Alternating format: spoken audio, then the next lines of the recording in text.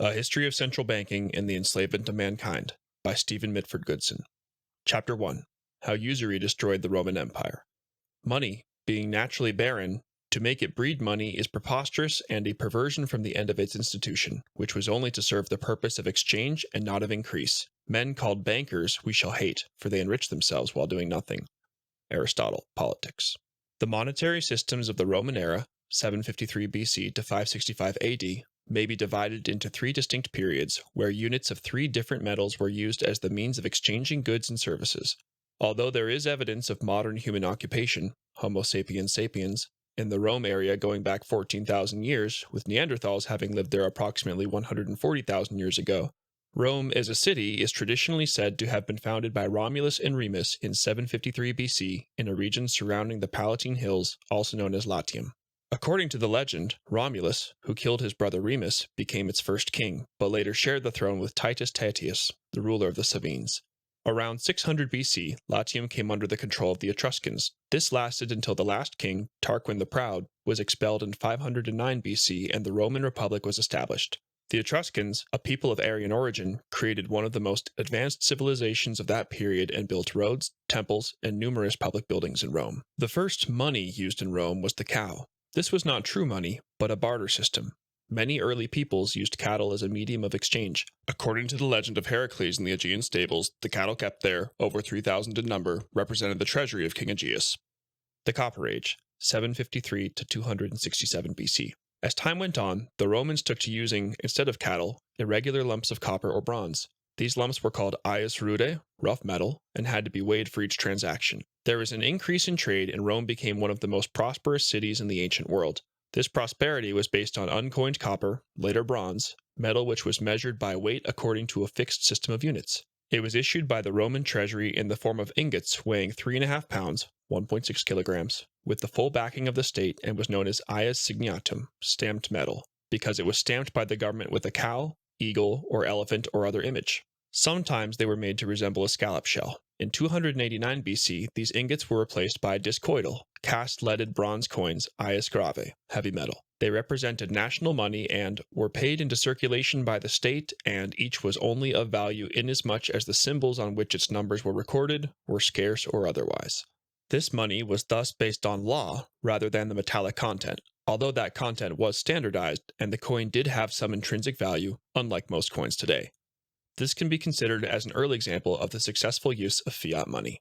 While fiat money is much criticized in some quarters, for example by the followers of Austrian economist Ludwig von Mises, there is nothing wrong with it as long as it is issued by government, not by private bankers, and is carefully protected against counterfeiters. Non-fiat money, in contrast, has the serious drawback that whoever sets the prices of gold and silver, i.e. private bankers, can control the nation's economy. Up to 300 BC, there was an unsurpassed increase in public and private wealth of the Romans. This may be measured in the gain of land. After the conclusion of the Second Latin War in 338 BC and the defeat of the Etruscans, the Roman Republic increased in size from 2,135 square miles, 5,525 square kilometers, to 10,350 square miles, 26,805 square kilometers, or 20% of peninsular Italy. In tandem with the expansion of its land area, the population rose from about 750,000 to 1 million, with 150,000 persons living in Rome itself. A partnership was formed between the Senate and the people known as Senatus Populusque Romanus, SPQR, the Senate and people of Rome. The political leaders were renowned for their frugality and honest virtue. The means of exchange was strictly regulated in accordance with the increase in population and trade, and there was zero inflation. Debt bondage nexum, whereby a free man offered his services as security for a loan plus interest, and where in cases of non-payment the debt had to be worked off, was abolished after plebeian agitation by the Lex Potelia in 326 BC. The Silver Age, 267 to 27 BC. The traditional money system was destroyed in 267 BC when the patrician elite attained the privilege to mint silver coinage. This change was typified by a patrician who went to the temple of Juno Moneta, from which the word money is derived, and converted a sack full of silver denarii to 5 times its original value by the simple expedient of stamping a new value on the coins. He thus pocketed a very substantial difference in seigniorage for his own private account.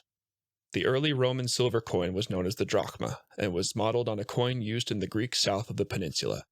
It was later replaced with the smaller and lighter denarius. There was also a half denarius, called the quinarius, and a quarter unit, called the sestertius. Still later, the system was supplemented with the victoriatus, somewhat lighter than the denarius and probably intended to facilitate trade with Rome's Greek neighbors. There were very few deposits of silver in the Italian peninsula, and as a consequence the Roman army had to be expanded in order to conquer territories to obtain supplies. The Roman peasants, who had provided the Republic with food independence, were drafted in increasing numbers into the army. Agricultural production, especially corn, declined, and the peasant farms were replaced by latifundia, which were large estates worked by slaves. Wheat also had to be imported from North Africa. Tensions about granting citizenship and enfranchisement between Rome and her Italic allies resulted in the Social War from 90 to 89 BC. This lack of enfranchisement had led to the fragmentation of Roman society and the alienation of the working-class citizens, who were treated as chattel and who had no responsibilities and therefore no commitment towards the state. Until as late as the Second Punic War, from 218 to 201 BC, they were not allowed to serve in the army. This was a classic example of a society which had been monetarized. The Republic was weakened and there was increasing despotism. Piracy became a major problem, with raids taking place on the coast, villas being sacked, and travelers kidnapped. Violence became endemic and gangsters and terrorists were active in Rome, as there was no police force to maintain law and order. These are inevitable consequences of a society in which money had become the highest ethos. There was also political intrigue amongst the elite. Economic deprivation caused discontent amongst the poor, who were increasingly slaves from North Africa, and social unrest.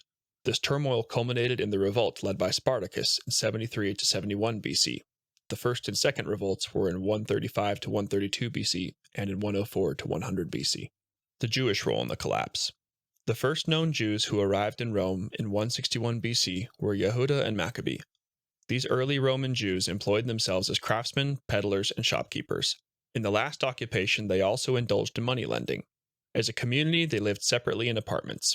They governed themselves according to their own laws and were exempt from military service. In 139 BC, the Jews, who were not Roman citizens, were expelled by Praetor Hispanus for proselytizing, but they soon returned.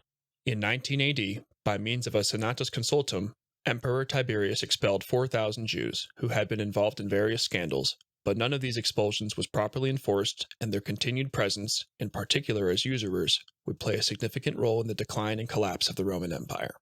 Julius Caesar. Julius Caesar, 100 to 44 BC, was born into an aristocratic family on July 12, 100 BC. He was tall and fair-headed and practiced briefly as a lawyer before becoming a brilliant military commander who conquered Gaul, France, in 59 to 52 BC. After his defeat of Pompey the Great in 48 BC at Pharsalus, Caesar became the undisputed leader of the Roman Republic. On his return to Italy in September 45 BC, Caesar found the streets and cities crowded with homeless people who had been forced off the land by usurers and land monopolists. 300,000 people had to be fed daily at the public granary. Usury was flourishing with disastrous consequences. The principal usurers, many of whom were Jewish, were charging interest rates as high as 48% per annum. As Lucius Annaeus Seneca, 4 BC to 65 AD, the philosopher, would later remark in De Superstitione, the customs of that most criminal nation have gained such strength that they have now been received in all lands. The conquered have given laws to the conqueror. At that time there were two main political parties, the optimates, centered around the nobility, the Senate, and the privileged few, and the populares, who represented the citizens. Caesar immediately assumed leadership of the latter. Caesar fully understood the evils of usury and how to counter them. He recognized the profound truth that money is a national agent, created by law for a national purpose, and that no classes of men should withhold it from circulation so as to cause panics, in order that speculators could advance the rates of interest, or could buy up property at ruinous prices after such panic. Caesar introduced the following social reforms. 1. Restoration of property was done at the much lower valuations which held prior to the Civil War, 49 to 45 BC. 2. Several remissions of rents were granted. 3. Large numbers of poor citizens and discharged veterans were settled on allotments. 4. Free housing was provided to 80,000 impoverished families. 5. Soldiers' pay was increased from 123 to 225 denarii. 6. The corn dole was regulated. 7. Provincial communities were enfranchised. 8. Confusion in the calendar was removed by fixing it at 365 1/4 days from 1st of January 44 BC. His monetary reforms were as follows. 1. State debt levels were immediately reduced by 25%. 2. Control of the mint was transferred from the patricians, usurers, to government. 3. Cheap metal coins were issued as the means of exchange. 4. It was ruled that interest could not be levied at more than 1% per month. 5. It was decreed that interest could not be charged on interest, and that the total interest charge could never exceed the capital loaned, the in duplum rule. 6. Slavery was abolished as a means of settling debt. 7. Aristocrats were forced to employ their capital and not hoard it. These measures enraged the aristocrats and plutocrats whose livelihood was now severely restricted. They therefore conspired to murder Caesar, the hero of the people. On that fateful morning of the 15th of March, 44 BC, only 4 years after assuming power, he arrived at the Senate building unarmed, having dismissed his military guard, who had previously been in constant attendance. Surrounded by 60 conspirators, he was stabbed to death and received 23 wounds. The Gold Age, 27 BC to 476 AD. In 27 BC, shortly after Caesar's death and his deification, the Romans adopted the gold standard, which would have far-reaching implications for the financial stability of the empire and lead directly to its demise. Previously, during the days of the Roman Republic, gold coins were issued only in times of great need, such as during the Second Punic War or the campaign of Lucius Cornelius Sulla. There were very few gold mines in Europe, except in remote places like Wales, Transylvania, and Spain, and therefore most of the supplies could only be secured from the east. This in turn required a large and expensive army, which became engaged in constant conflict at the empire's fringes. The gold coin was known as an aureus.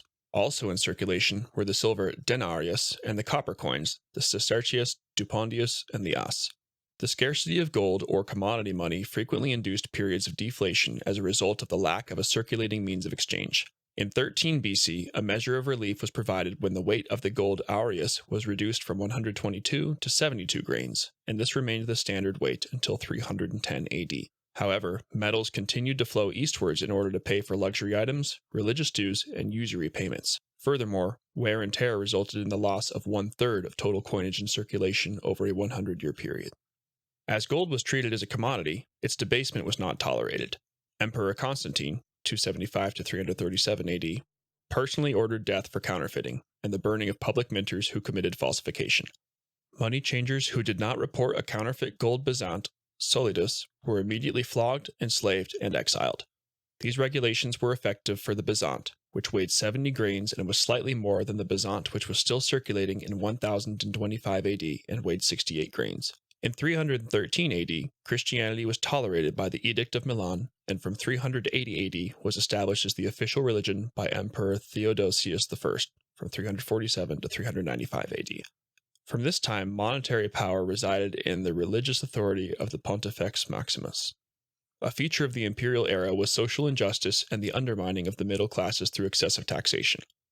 The Roman businessman was not a trader, but a looter of the provinces, as the homeland had a weak industrial production base, which was incapable of providing the required manufactured goods.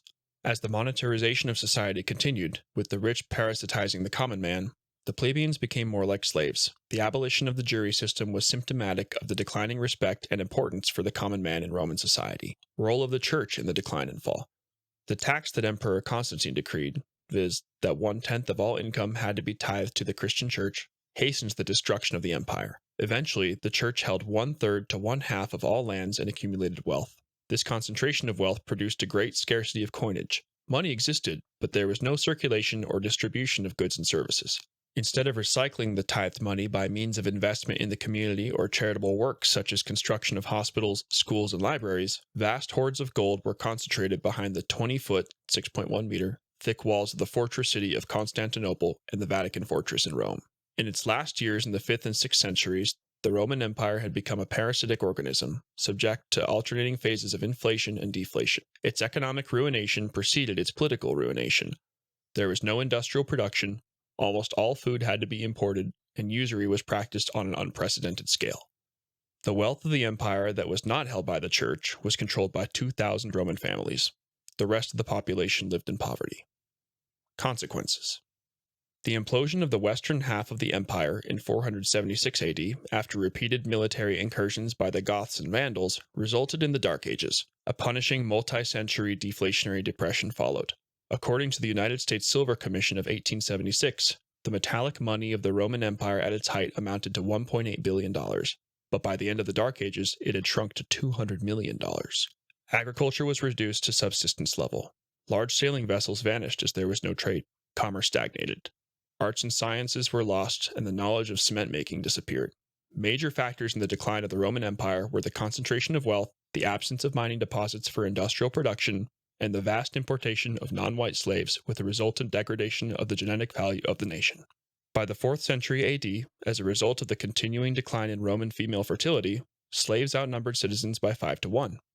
The most important economic reason was an inadequate supply of an inexpensive circulating medium of money and the false notion that money should be a commodity. Thus, from an economic perspective, the lessons from the fall of Rome are that a dishonest economic system will inevitably contribute to the forces of dissolution. No society can survive a false economic system. For any society to function and prosper, it is absolutely fundamental that the means of exchange be issued free of debt and interest by the legal authority of the state as representatives of the people in perpetuity.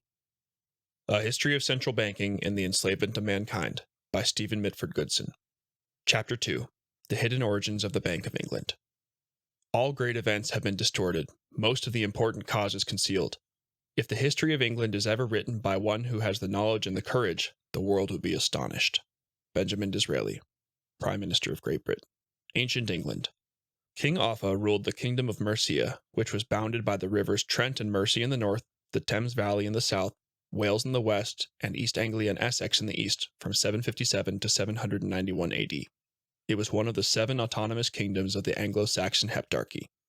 Offa was a wise and able administrator and a kind-hearted leader. He established the first monetary system in England. On account of the scarcity of gold, he used silver for coinage and as a store of wealth. The standard unit of exchange was a pound of silver divided into 240 pennies. The pennies were stamped with a star, Old English stara, from which the word sterling is derived. In 787, King Offa introduced a statute prohibiting usury, viz., the charging of interest on money lent, a concept which dates back to the pagan era.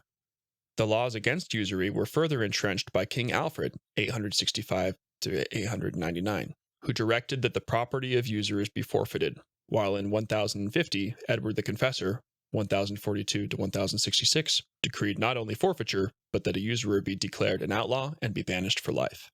First Jewish migration and expulsion. The Jews first arrived in England in 1066 in the wake of William I's defeat of King Harold II at Hastings on the 14th of October. These Jews came from Rouen, 75 miles, 121 kilometers, from Falaise in Normandy, where William the Conqueror was born illegitimately as William the Bastard. Although the historical record does not indicate whether they promoted the idea of a military invasion of England, these Jews had at the very least financed it. For this support, they were richly rewarded by being allowed to practice usury under royal protection. The consequences for the English people were disastrous. By charging rates of interest of 33% per annum on lands mortgaged by nobles and 300% per annum on tools of trade or chattels pledged by workmen, within 2 generations, 1/4 of all English lands were in the hands of Jewish usurers.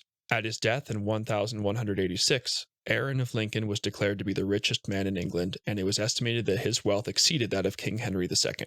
Furthermore, the Jewish immigrants undermined the ethos of the guilds and exasperated the English merchants by selling a large variety of goods under one roof. They also played a prominent role in the clipping of silver coins and the melting of them into bullion and the plating of tin with silver. The famous economist, Dr. William Cunningham, compares the activity of the Jews in England from the 11th century onward to a sponge, which sucks up all the wealth of the land and thereby hinders all economic development. Interesting, too, is the proof that even at this early period, the government did everything in its power to make the Jews take up decent trades and honest work, and thereby, at the same time, amalgamate with the rest of the population, but all to no purpose. By the beginning of the 13th century, many nobles were in danger of losing their lands through usury and taxation. In 1207, an enormous sum of £60,000 was levied in taxes on the Christian population. The Jews also paid tax, but at a lower rate and on grossly understated income and wealth. Nobles who borrowed from Jewish moneylenders and from the king and his agents had to have their mortgages registered on the treasury rolls. As soon as a noble got into financial difficulty, the king would buy the debt from the moneylender and seize the land for himself. King John, 1199 to 1216, was utterly reckless in pursuit of this depraved and dishonest policy, and was moreover profligate, incompetent, and utterly beholden to his Jews. In 1215, the nobles revolted and forced King John to sign the Magna Carta on the 15th of June, 1215. This document consists of 61 clauses relating to the establishment of various constitutional and legal rights, but its principal purpose was to cancel the bonds of the Jewish moneylenders and to abolish usury and the privileged position of the Jews. On the 19th of October 1216, King John died and was succeeded by his 9-year-old son Henry III, who ruled from 1219 to 1272. His reign was little better than that of his father, and 19 of the clauses affecting the Jews were abrogated the following year. However, his heir, Edward I, from 1272 to 1307, soon realized that Jews had no place in English society, and that if he did not take action, he would be in danger of losing his throne. In 1233 and 1275, statutes of Jewry were passed which abolished all forms of usury. As many of these Jews could no longer earn a living, a statute was passed by King Edward on the 18th of July 1290, compelling the entire Jewish population of 16,511 to leave England forever, one of over 100 expulsions which have been recorded throughout European history. The announcement was greeted with great joy and jubilation throughout the land. Unlike the modern practice of ethnic cleansing, the Jews, after paying a tax of 1/15 of the value of their movables and 1/10 of their specie, were permitted to leave with all their goods and chattels. Any Jew who remained after the 1st of November 1290, All Saints' Day, was liable to be executed. The glorious Middle Ages. With the banishment of the moneylenders and the abolition of usury, taxes were moderate and there was no state debt, as the interest-free tally stick was used for government expenditures. This ancient instrument of finance, known to the Saracens, and possibly also to the Chinese, is derived from the Latin word talia, meaning a stick. A tally stick was made out of hazel, willow, or boxwood, because these woods split easily. They were usually 8 inches in length, 20.3 centimeters, from forefinger to thumb, and half an inch, 1.3 centimeters wide, although they could be up to 8 feet, 2.44 meters long. The denominations were indicated by different sized cuts in the wood. 1,000 pounds were marked by cutting out the thickness of the palm of a hand, 100 pounds by the breadth of the little finger, 1 pound that of a swelling barley corn, shillings somewhat less, and pence were marked by incisions. The payee was recorded on the flat sides. When all the details had been recorded on the tally, it was split nearly to the bottom so that one part retained a stump or handle on which a hole could be bored. This was known as the counter-tally or counterfoil and was held on a rod at the exchequer.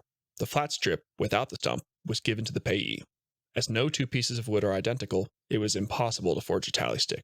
Tally sticks were first introduced during the reign of King Henry II from 1100 to 35 AD, and would remain in circulation until 1783. It was, however, during the period of 1290 to 1485 that tallies would reach their apogee and constitute the principal means of state finance. Tallies were used not only to pay state salaries, but to finance major items of infrastructure, such as construction of the Wall of the City of London and public buildings and ports. The exact amount of tallies in circulation is not known, but as late as 1694, 17 million pounds worth were still in existence. This was a prodigious sum, as the king's annual budget rarely exceeded 2.5 million pounds, and a laborer earned a penny a day.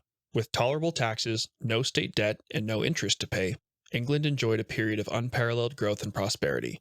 The average laborer worked only 14 weeks and enjoyed 160 to 180 holidays. According to Lord William Leverhulme, a writer of that time, the men of the 15th century were very well paid. In fact, so well paid that the purchasing power of their wages and their standard of living would only be exceeded in the late 19th century. A laborer could provide for all the necessities his family required. They were well clothed in good wool and cloth and had plenty of meat and bread. Houston Stewart Chamberlain, the Anglo-German philosopher, confirms these living conditions in his The Foundations of the 19th Century. In the 13th century, when the Teutonic races began to build their new world, the agriculturalist over nearly the whole of Europe was a freer man, with a more assured existence than he is today. Copyhold was the rule, so that England, for example, today a seat of landlordism, was even in the 15th century almost entirely in the hands of thousands of farmers, who were not only legal owners of their land, but possessed in addition far-reaching free rights to common pastures and woodlands. During their spare hours, many craftsmen volunteered their skills in building some of England's magnificent cathedrals, which reinforces one of the basic tenets of Western civilization that, without leisure time, the fostering of culture is not possible. George Macaulay Trevelyan, the English social historian, describes these accomplishments as follows.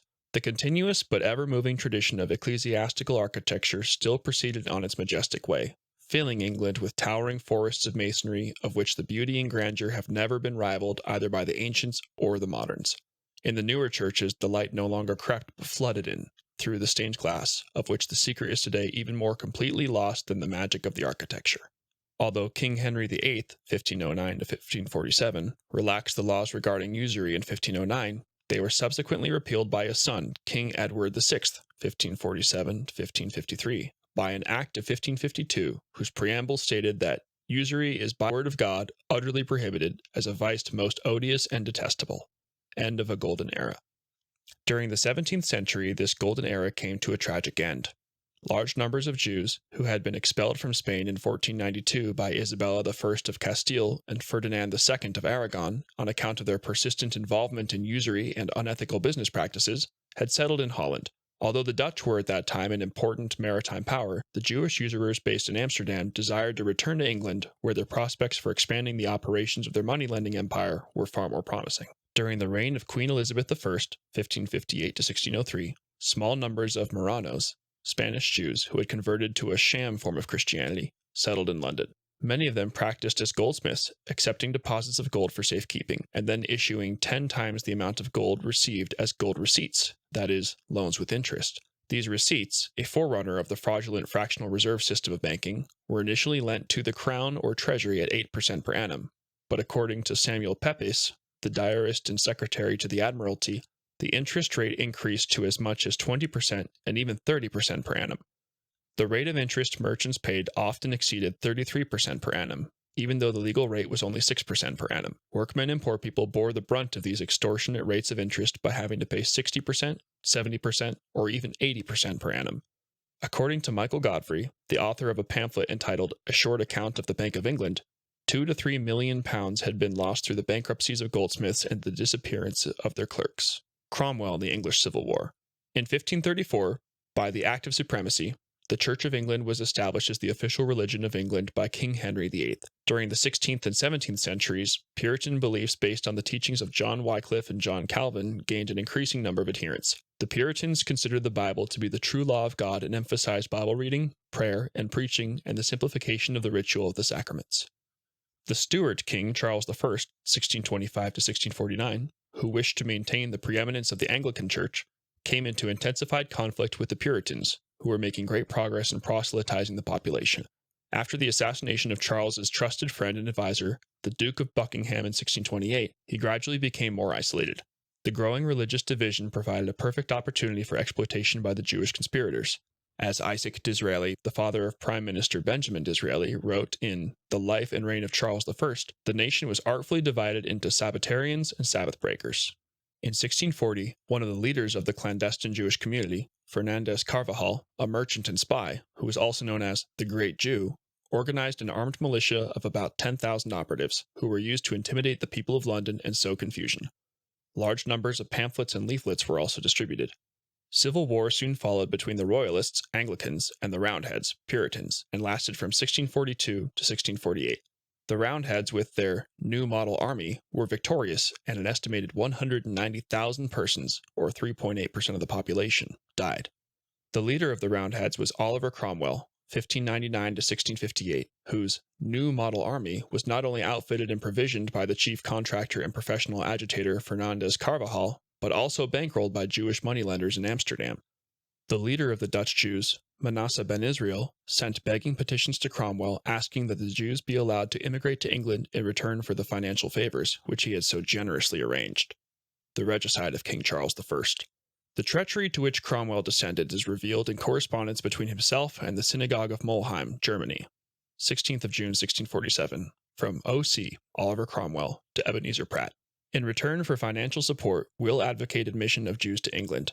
This, however, impossible while Charles living. Charles cannot be executed without trial, adequate grounds for which do not at present exist. Therefore, advised that Charles be assassinated, but will have nothing to do with arrangements for procuring an assassin, though willing to help in his escape.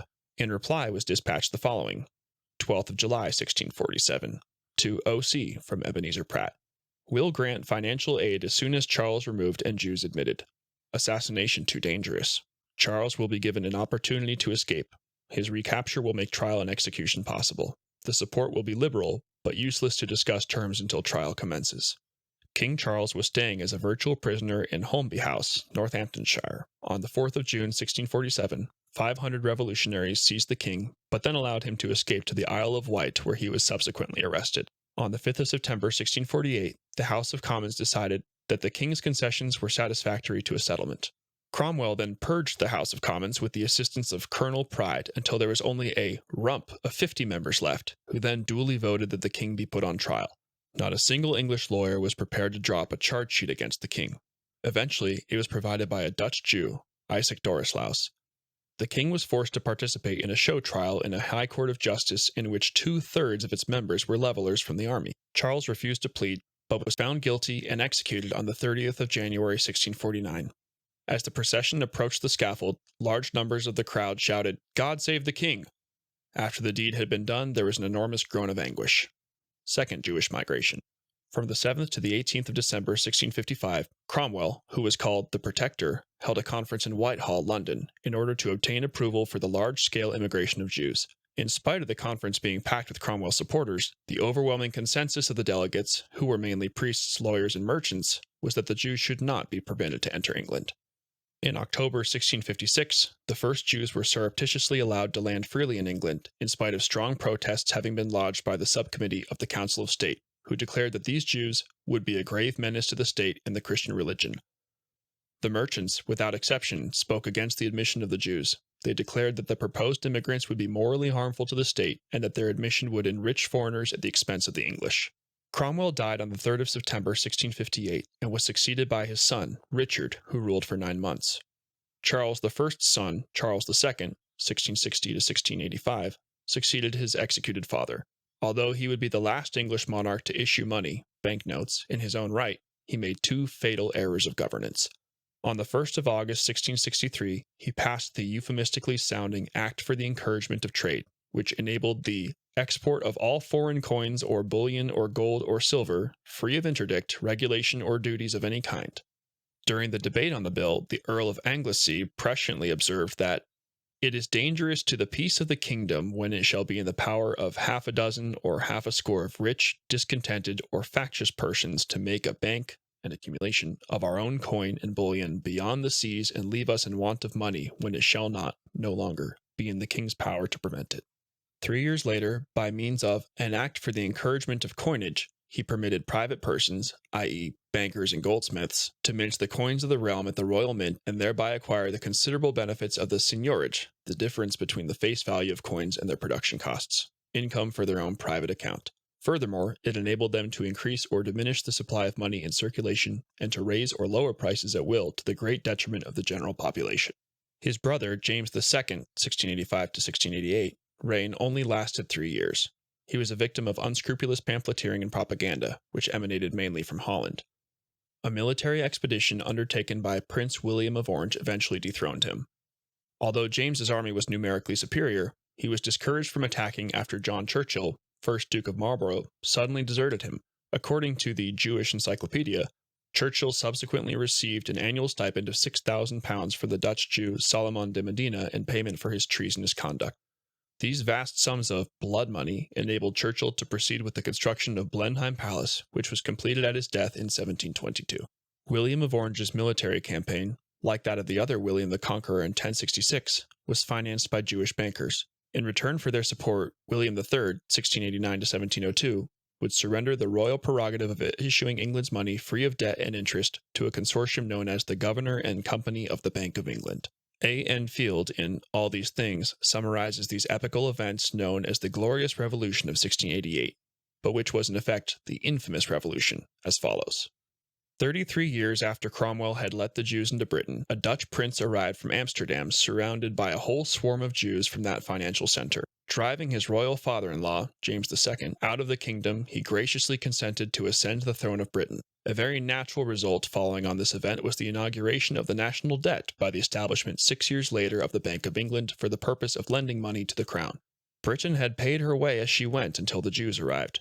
The pawnshop was then opened, and the resulting situation in which the nation finds itself today could not be better described than in the words put by Shakespeare with prophetic vision in the mouth of the dying John of Gaunt. This land of such dear souls, this dear, dear land, dear for her reputation through the world, is now leased out, I die pronouncing it, like to a tenement or pelting farm. England, bound in with the triumphant sea, whose rocky shore beats back the envious siege of watery Neptune, is now bound in with shame, with inky blots and rotten parchment bonds. That England, that was wont to conquer others, hath made a shameful conquest of itself. Richard II, Act 2, Scene 1. The history of the second Jewish settlement in Britain is one long trail of parchment bonds shackling the nation in debt.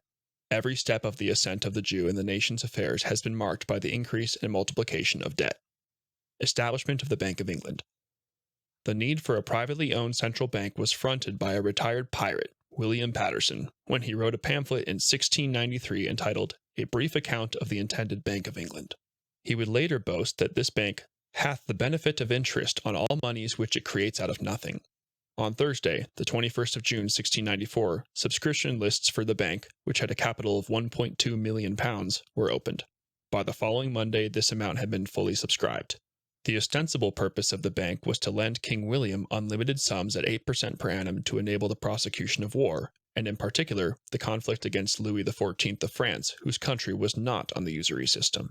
The bank would thus receive from the Crown interest of £100,000 per annum, the additional £4,000 being an administrative fee. The bank also acquired the right to issue £1.2 million in banknotes without any gold cover. Prior to its listing, the bylaws of the bank were carefully scrutinized by Sergeant-at-Law Cresswell Levins in order to ensure that the bank complied with its hidden purpose, viz., to fleece the English people in perpetuity by allowing the creation of the nation's money and means of exchange out of nothing at interest. All of this fake money was to be accompanied by compounding interest. Levins was a crypto-Jew, or Marrano, who practiced as an advocate and later served as a judge.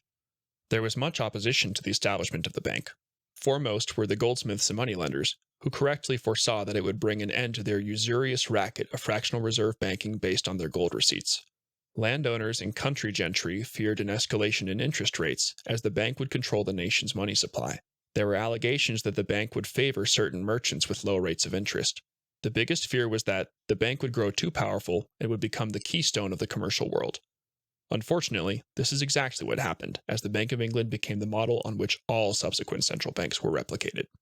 At that time, the House of Commons had 514 members consisting of 243 Tories, 241 Whigs, and 28 members whose allegiance was unknown. About two-thirds of the members were country gentlemen, and it is believed that of the 514 members, approximately 20% were illiterate. The bill was debated in July 1694, the high point in summer, when most of the rural members were engaged in summer pursuits and the harvesting of their crops. On that fateful Friday, the 27th of July 1694, when the Charter of Incorporation was granted, only 42 members were present, all of them Whigs, as the Tories opposed the bill, who all voted in favor of it. This begs the question as to what a quorum consisted of in those days. The title of the bill made no mention of the proposed Bank of England, which is only described, or one might say, secreted, two-thirds down in the unintelligible verbiage, to the layman that is, of the bill. The opening sentence of the bill reads as follows: William and Mary, by the grace of God, King and Queen of England, Scotland, France, and Ireland, defenders of the faith, etc., to all for whom these presents shall come greeting. The third sentence, which contains 242 words, starts, whereas in and by a certain act lately made in Parliament, entitled an Act for granting to their Majesties several rates and duties upon tonnage of ships and vessels, and upon beer, ale, and other liquors, for securing certain recompenses and advantages in the said Act mentioned, to such persons as shall voluntarily advance the sum of £1,500,000 toward carrying on the war with France, it is amongst other things enacted. The gist of the final two-thirds of the bill details the necessity to levy a complicated array of new rates, duties, and taxes on ships, beer, ale, and other liquors. The true purpose of these taxes was that they were needed in order to fund the interest on all future government loans. Shortly thereafter, further taxes were introduced, including a land tax, paper tax, poll tax, salt tax, stamp tax, and window tax, which replaced the hearth or chimney tax. Other taxes initiated were a tax on peddlers, a tax on hackney coaches, a tax on births, marriages, and deaths, and lastly, a tax on bachelors. However, the most punitive tax introduced was an income tax, levied at a rate of 20%. It was applied not only to companies, but laborers too. War and debt slavery in perpetuity. Henceforth, a pattern would emerge where unnecessary wars would be embarked upon which simultaneously increased the national debt and the profits of the usurers. Significantly, most of these wars were started against countries that had implemented interest-free state banking systems, as was the case in the North American colonies and France under Napoleon. This pattern of attacking and enforcing the bankers' system of usury had been deployed widely in the modern era and includes the defeats of Imperial Russia in World War I, Germany, Italy, and Japan in World War II, and most recently, Libya in 2011. These were all countries which had state banking systems, which distributed the wealth of their respective nations on an equitable basis and provided their populations with a standard of living far superior to that of their rivals and contemporaries. Within 2 years of its establishment in 1696, the Bank of England had £1.75 million worth of banknotes circulating with a gold reserve of only 2%, or £36,000. On the 1st of May 1707, the union between Scotland and England was established, motivated in no small way by the necessity to seize control of the Royal Mint in Edinburgh, which took place in 1709. In 1720, after the conclusion of the War of the Spanish Succession, 1701 to 1714, the national debt had risen to £30 million, with the war itself having cost £50 million. After the American War of Independence, 1775 to 1783, which had been fought after the colonists had been forced to replace their debt and largely interest-free colonial scrip with English money and had resulted in 50% unemployment, the national debt soared to £176 million. According to Sir John Harold Clapham, who wrote The Bank of England, a History 1694 to 1914 in 1944, Solomon de Medina and two de Costas, Fonseca, Henriquez, Mendez, Nunez, Rodriguez, Salvador, and Tejera de Matos, who were all Sephardic Jews, had acquired the majority of the bank's shares by 1722.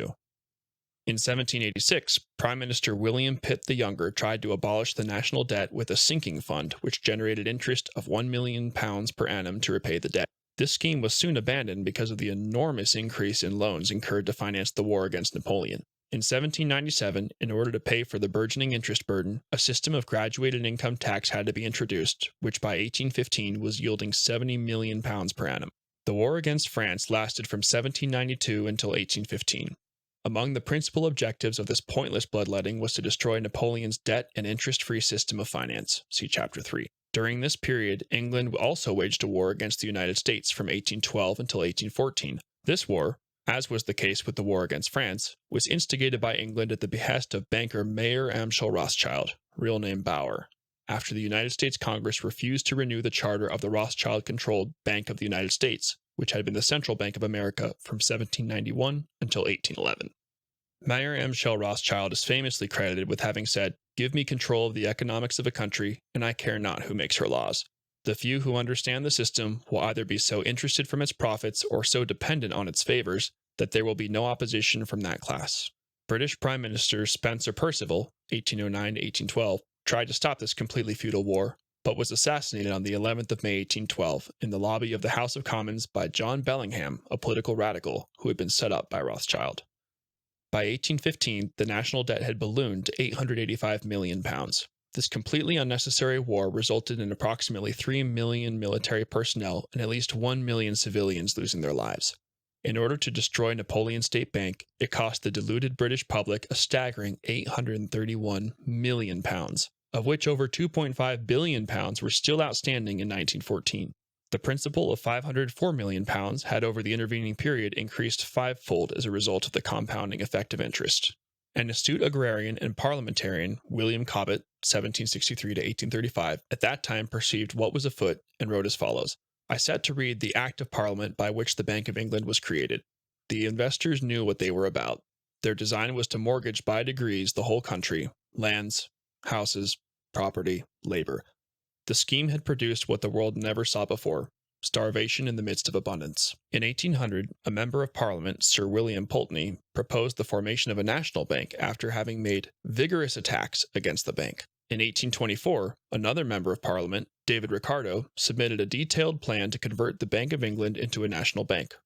Both attempts failed. The affairs of the Bank of England remained secret, and it was not until 1833, 139 years later, that a sanitized version of its accounts were presented to Parliament by means of the Act of 1833. At the start of World War I in 1914, the national debt stood at £650 million. On March 31, 1919, it had increased to £7.434 billion, of which £3 billion is still outstanding after 95 years at an interest rate of 3.5% per annum. In the 1919 budget, 40% of expenditure was allocated to the payment of interest. In World War II, the national debt rose by almost 300%, from £7.1 billion in 1939 to £20.1 billion in 1945. As of March 2017, it stands at over £1.8 trillion. However, if one includes all liabilities, including state and public pensions, it exceeds £5 trillion. Nationalization. On the 14th of February 1946, the Labour government nationalised the Bank of England. The shareholders received treasury notes to the value of £11,015,100, which were redeemable after 20 years. This nationalisation, which supposedly placed the bank under public control, did not introduce any change to the privately run system of fractional reserve banking and was undertaken purely for propaganda purposes as part of the Labour Party's nationalisation program of certain financial and industrial concerns. On the 6th of April 1974, the Bank of England established the Bank of England Nominees Limited, company registration number 1307478, a wholly owned subsidiary, with private shareholders holding its 100 £1 shares, of which 50% were sold. There is a suspicion that this rearrangement of the bank's affairs represents a reverse takeover of it by private shareholders. In view of the fact that certain aspects of the Bank of England's operations are protected by its Royal Charter, Section 27(9) of the Companies Act of 1976, and the Official Secrets Act of 1989, and are therefore not subject to public and parliamentary scrutiny, there may well be substance to this allegation. A History of Central Banking and the Enslavement of Mankind, by Stephen Mitford Goodson. Chapter 3. Napoleon and the Banque de France.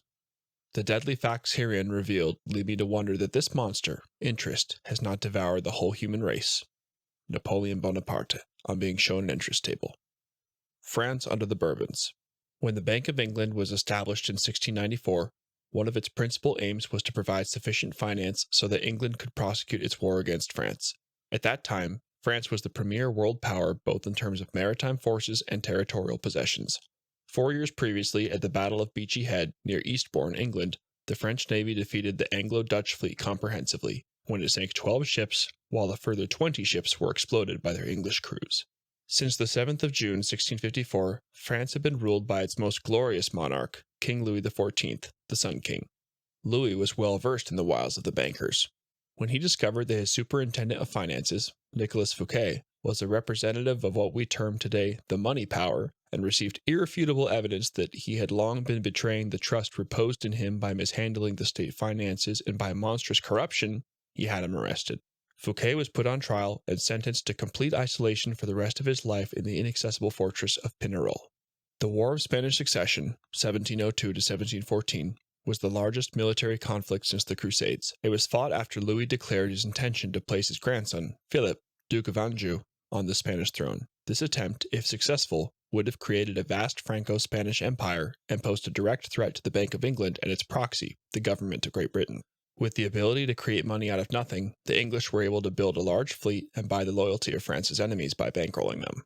Louis held out for 9 years until his heirs suddenly started to die in unnatural circumstances. On the 13th of April 1711, his heir Louis, le Grand Dauphin, died allegedly of smallpox, even though he had the disease when he was a small child. On the 12th of February 1712, the wife of his grandson, the Duke of Burgundy, died of a fever. A few days later, her husband was covered in spots, and he died on the 18th of February 1712 of unknown causes. A few weeks later, the king's 2 great-grandsons fell ill with scarlet fever. The 5-year-old Duke of Brittany died on the 18th of March 1712. The 3-year-old brother, the Duke of Anjou, survived, miraculously, after the king ordered his isolation and treatment with an antidote.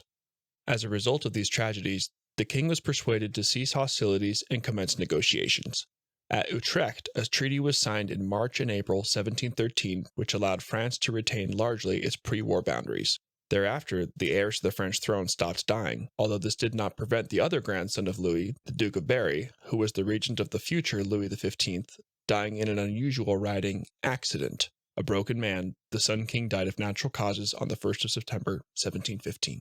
The ability of the English to command vast sums of money had not gone unnoticed by the French, who realized that the war had not been won because of a deficiency in financial credit. On the 1st of May 1716, a Scotsman, John Law, received a patent to open a private bank, the Banque Générale, which was patterned on the Bank of England and which was entitled to issue banknotes and exchange them for gold. The regent of Louis XV, Philippe II, Duke of Orleans, realized that this bank could provide government with a means of financing its expenditures, and in 1718, France's first central bank came into existence and was renamed the Banque Royale. The adoption of the Bank of England paradigm of creating money ex nihilo soon enabled the French economy to recover and flourish. However, this period of prosperity was of short duration. In January 1720, the French government received a record-breaking loan of 100 million livres, The following month, news spread suddenly that the bank was experiencing difficulty in exchanging its banknotes for gold coins, and an atrocious panic ensued. The source of these rumors is not clear, but the most likely suspect would have been the Bank of England, which wished to destroy its dangerous rival. Various attempts were made to shore up the Banque Royale. A decree of the 11th of March 1720 banned the use of coins from the 1st of May onwards. When this measure failed to staunch the impending catastrophe, a decree was announced on the 22nd of May 1720 which reduced the value of the banknotes by 50%. A third decree of the 10th of October 1720 stated that on the 1st of November, banknotes would no longer be used and that they were to be exchanged for state bonds with a further reduction of 50% in their value. In November 1720, the Banque Royale declared itself bankrupt, and its founder and controller general of finances, John Law, fled the country the following month. For the Bank of England and its Jewish stockholders, the demise of the Banque Royale was an unmitigated triumph. Napoleon, the monetary reformer. Napoleon, who was Emperor of France from 1804 to 1815, was very mindful of the fact that money always remains in hiding and only acts through agents, who are often unaware of the aims that they are pursuing. He realized that international money stood behind every foreign enemy, every monarch, and every political party, including the Jacobins, stating on one occasion that the hand that gives is above the hand that takes. Money has no motherland. Financiers are without patriotism and without decency. Their sole object is gain. He had very clear ideas as to how he wished the French economy to be run. He defined his system as being for the application of the resources of government, including finances, for the benefit and use of his people for the greater glory of God. His system was for the maintenance of spiritual as against material values, the nation as against political parties, patriotism as against greed, loyalty as against fear. The bedrock of the economy was to be agriculture, for that is the soul of the people, the foundations of the kingdom. Next in importance was industry, which ministers to the comfort and happiness of the population. A poor third came foreign trade, which only consists of the surplus of agriculture and industry. In his opinion, foreign trade ought to be the servant of agriculture and home industry. These last ought never to be subordinated to foreign trade. Napoleon's ultimate objective was to ensure not only financial independence, but self-sufficiency in the production of goods for domestic consumption. Napoleon would not allow loans to be employed for current expenditure, whether civil or military, under any circumstances. On the subject of debt, he had this to say: "One has only to consider what loans can lead to in order to realize their danger. Therefore, I would never have anything to do with them and have always striven against them. At one time, people asserted that I did not issue loans because I possessed no credit and could find nobody who would lend me anything. That is quite false. That surely implies a very scanty knowledge of human nature and an ignorance of stock exchange methods if people imagine that I could find no one ready to lend. It was not part of my system." The State Bank of the French Empire. Napoleon's first act on assuming power as First Consul on the 9th of November 1799 was to establish the Banque de France on the 18th of January 1800 as a joint stock company, which commenced operations on the 20th of February of that year. This bank replaced the 15, mainly Jewish, private banking houses which had been deeply involved in the events leading up to the Jewish Revolution against the French people, commonly, but incorrectly, known as the French Revolution from 1789 to 1799. These banks had increased the national debt to £170 million and had charged rapacious rates of interest on loans to the French crown, to the extent that, prior to 1789, it was allocating over 50% of its budget expenditure to interest. The bank was set up with a share capital of 30 million francs, divided into 30,000 shares of 1,000 francs each, of which a portion was subscribed by Napoleon, his family, and members of his entourage.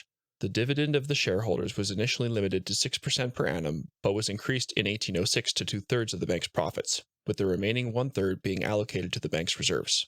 The 200 largest shareholders elected 15 regents, or directors, who sat on the general council administering the bank, and 3 censors, or inspectors, who supervised management of the bank.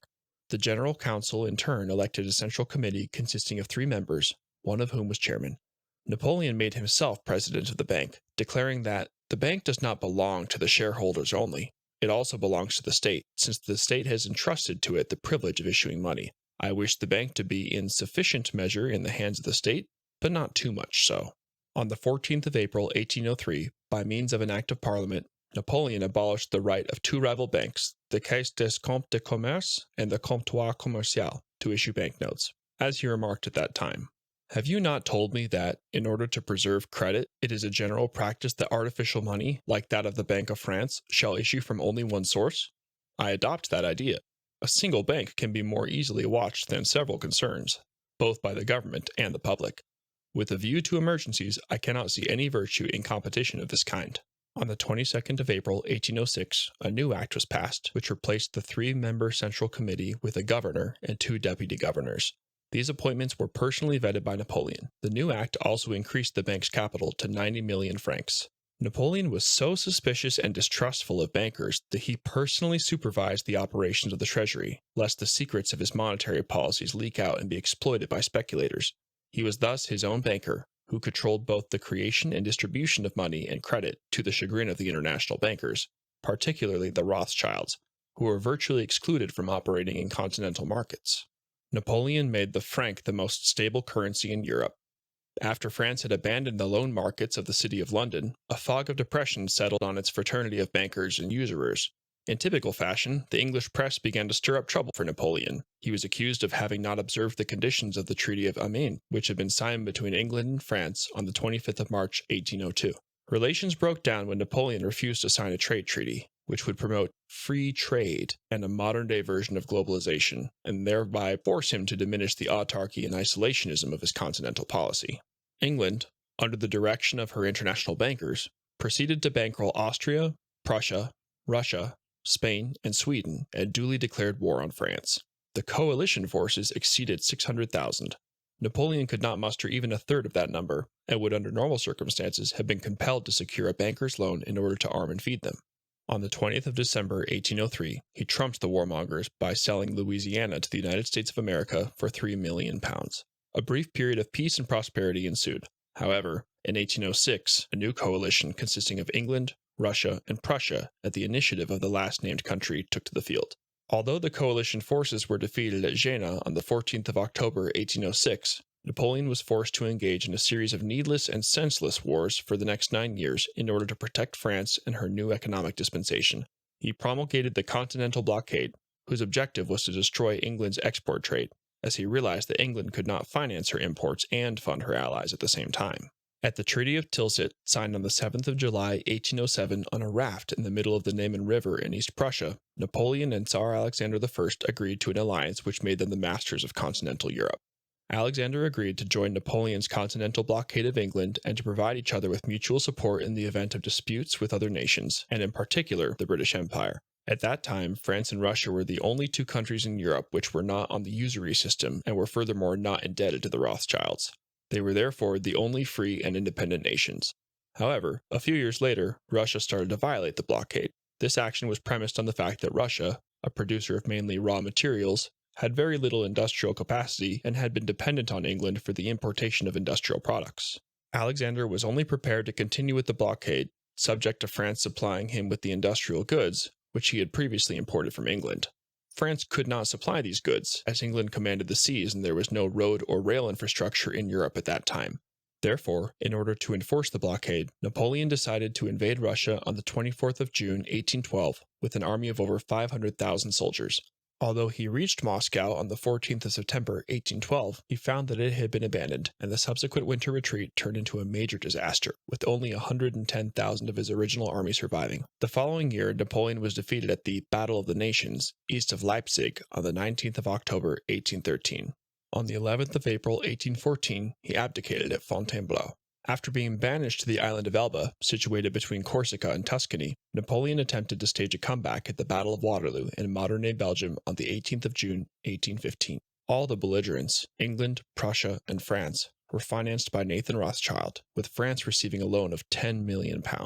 After his defeat, Napoleon was exiled to the British island of St. Helena in the South Atlantic, where he died under suspicious circumstances when he was still a fit man at the age of 51, on the 5th of May, 1821. An examination of Napoleon's remains has indicated that he almost certainly died of cyanide poisoning following chronic arsenic intoxication. In such a case, it would undoubtedly have been the work of a Rothschild assassin, which conforms to a pattern repeated consistently during the past 2 centuries of assassinating all leaders who propose, institute, or maintain systems of usury-free banking. As part of Napoleon's plan to assimilate Jews into French society, he issued a decree in 1808 ordering all Jews to adopt surnames and to use those names on all documents. Napoleon, in a letter to his younger brother Jerome, written in 1808, states, "I have undertaken to reform the Jews, but I have not endeavored to draw more of them into my realm. It is necessary to reduce, if not destroy, the tendency of Jewish people to practice a very great number of activities that are harmful to civilization and to public order in society in all the countries of the world. It is necessary to stop the harm by preventing it. To prevent it, it is necessary to change the Jews. Once part of their youth will take its place in our armies, they will cease to have Jewish interests and sentiments. Their interests and sentiments will be French. Achievements of the French state banking system. As part of the Code Napoleon, Code Civil de France, Napoleon introduced a new commercial code on the 21st of March, 1804. These economic reforms, which included substantially reduced taxes, quickly turned the French economy around and resulted in increased trade and the development of new industries, such as cotton making and sugar beet, which were assisted by tariffs against foreign goods and low interest rate loans.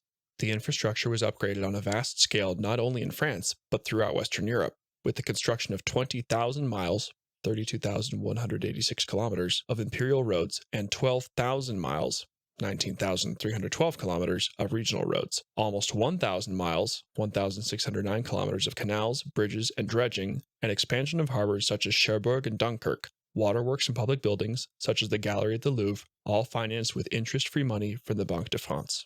Napoleon also established an industrial board, which provided data and information to French industry, the Imperial University, which administered French education, specialized schools, or lycées, for the study of engineering, science, and technology, and professional schools devoted to midwifery, obstetrics, and veterinary science.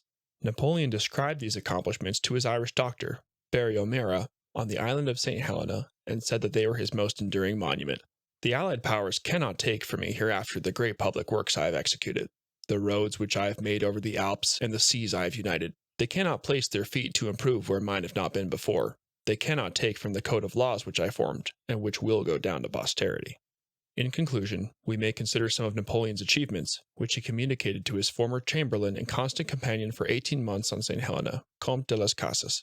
I inspired France and Europe with new ideas which will never be forgotten. France's finances are the best in the world. To whom does she owe them? If I had not been overthrown, I would have made a complete change in the appearance of commerce as well as of industry. The efforts of the French people were extraordinary. Prosperity and progress were growing immeasurably. Enlightenment was making giant strides. New ideas were everywhere heard and published, for I took pains to introduce science among the people. If I had been given time, there would soon have been no more artisans in France. They would all have become artists. A History of Central Banking and the Enslavement of Mankind, by Stephen Mitford Goodson. Chapter 4. A Century of Struggle. Rothschild versus the People. Who hold the balance of the world? Who reign o'er Congress, whether royalist or liberal? Who rouse the shirtless patriots of Spain, that make old Europe's journals squeak and gibber? Who keep the world both old and new in pain or pleasure? Who make politics run glibber all? The shade of Bonaparte's noble daring, Jew Rothschild, and his fellow Christian, Baring. Lord Byron, 12th Canto. Central Banking in the United States. As this section will show, all previous encounters which the United States has experienced with central banking have been very negative. During the colonial period, the American colonies created their own paper money. The first colony to do so was Massachusetts in 1691. Pennsylvania, New York, Delaware, and Maryland soon followed suit. They called their currency colonial script, or bills of credit. It freed them from the control of the English banks and enabled them to run their financial affairs in an inflation-free environment with few taxes. Throughout the colonies sustained, stable economic growth and prosperity were achieved, which would not have been possible under a privately run banking system based on usury. In 1763, American statesman Benjamin Franklin, 1706 to 1790, visited London, where he was shocked to observe slum conditions and the wide prevalence of poverty. When the British Parliament asked Franklin to explain the source of prosperity of the American colonies, he replied as follows: "That is simple. In the colonies, we issue our own money. It is called colonial script. We issue it in proportion to the demands of trade and industry to make the products pass easily from the producers to the consumers. In this manner, creating for ourselves our own money, we control its purchasing power, and we have no interest to pay anyone." The following year, in 1764, the Bank of England introduced a currency bill which severely restricted the colonies' rights to issue their own money and forbade its legal tender status for the payment of private and public debts. Instead, the bank ordered them to issue bonds at interest and sell them to the Bank of England in exchange for English money. In the event, only half of the currency was remitted. As a consequence of this law, the economy of the colonies collapsed, and within 1 year, more than half the population became unemployed and destitute. The Stamp Act of 1765 was the last straw, but the abolition of the colonial currency was the primary cause of the revolution. One of the first tasks entrusted to the Second Continental Congress, which convened for the first time on the 10th of May, 1775, was to issue its own currency, largely to finance its war expenditures. A total of $241,552,788 was issued during the currency's existence. The Bank of England quickly responded. Hundreds of workmen were recruited, and soon millions of dollars worth of counterfeit banknotes were rolling off the printing presses and being shipped to New York. The continental dollar retained much of its purchasing power during the first 2 years of its issuance, but once the English counterfeit banknotes started to increase in circulation, its value soon fell away, and by 1780, $1 was worth only 2.5 cents. 15 years later, in 1790, the Bank of England mounted another similar operation, when it employed over 400 workmen in 17 factories in southern and central England to print the assignat, which was the currency of revolutionary France. The assignat, which was backed by clerical lands, was in its initial stages successfully circulated as a means of exchange, and a significant portion of the national debt was repaid. However, by 1792, the massive infusion of counterfeit notes soon caused the assignat to plummet in value, and thereafter there was a brief period of hyperinflation. On the 14th of April, 1803, Napoleon Bonaparte introduced the government-issued franc, which acquired the status of legal tender in 1808.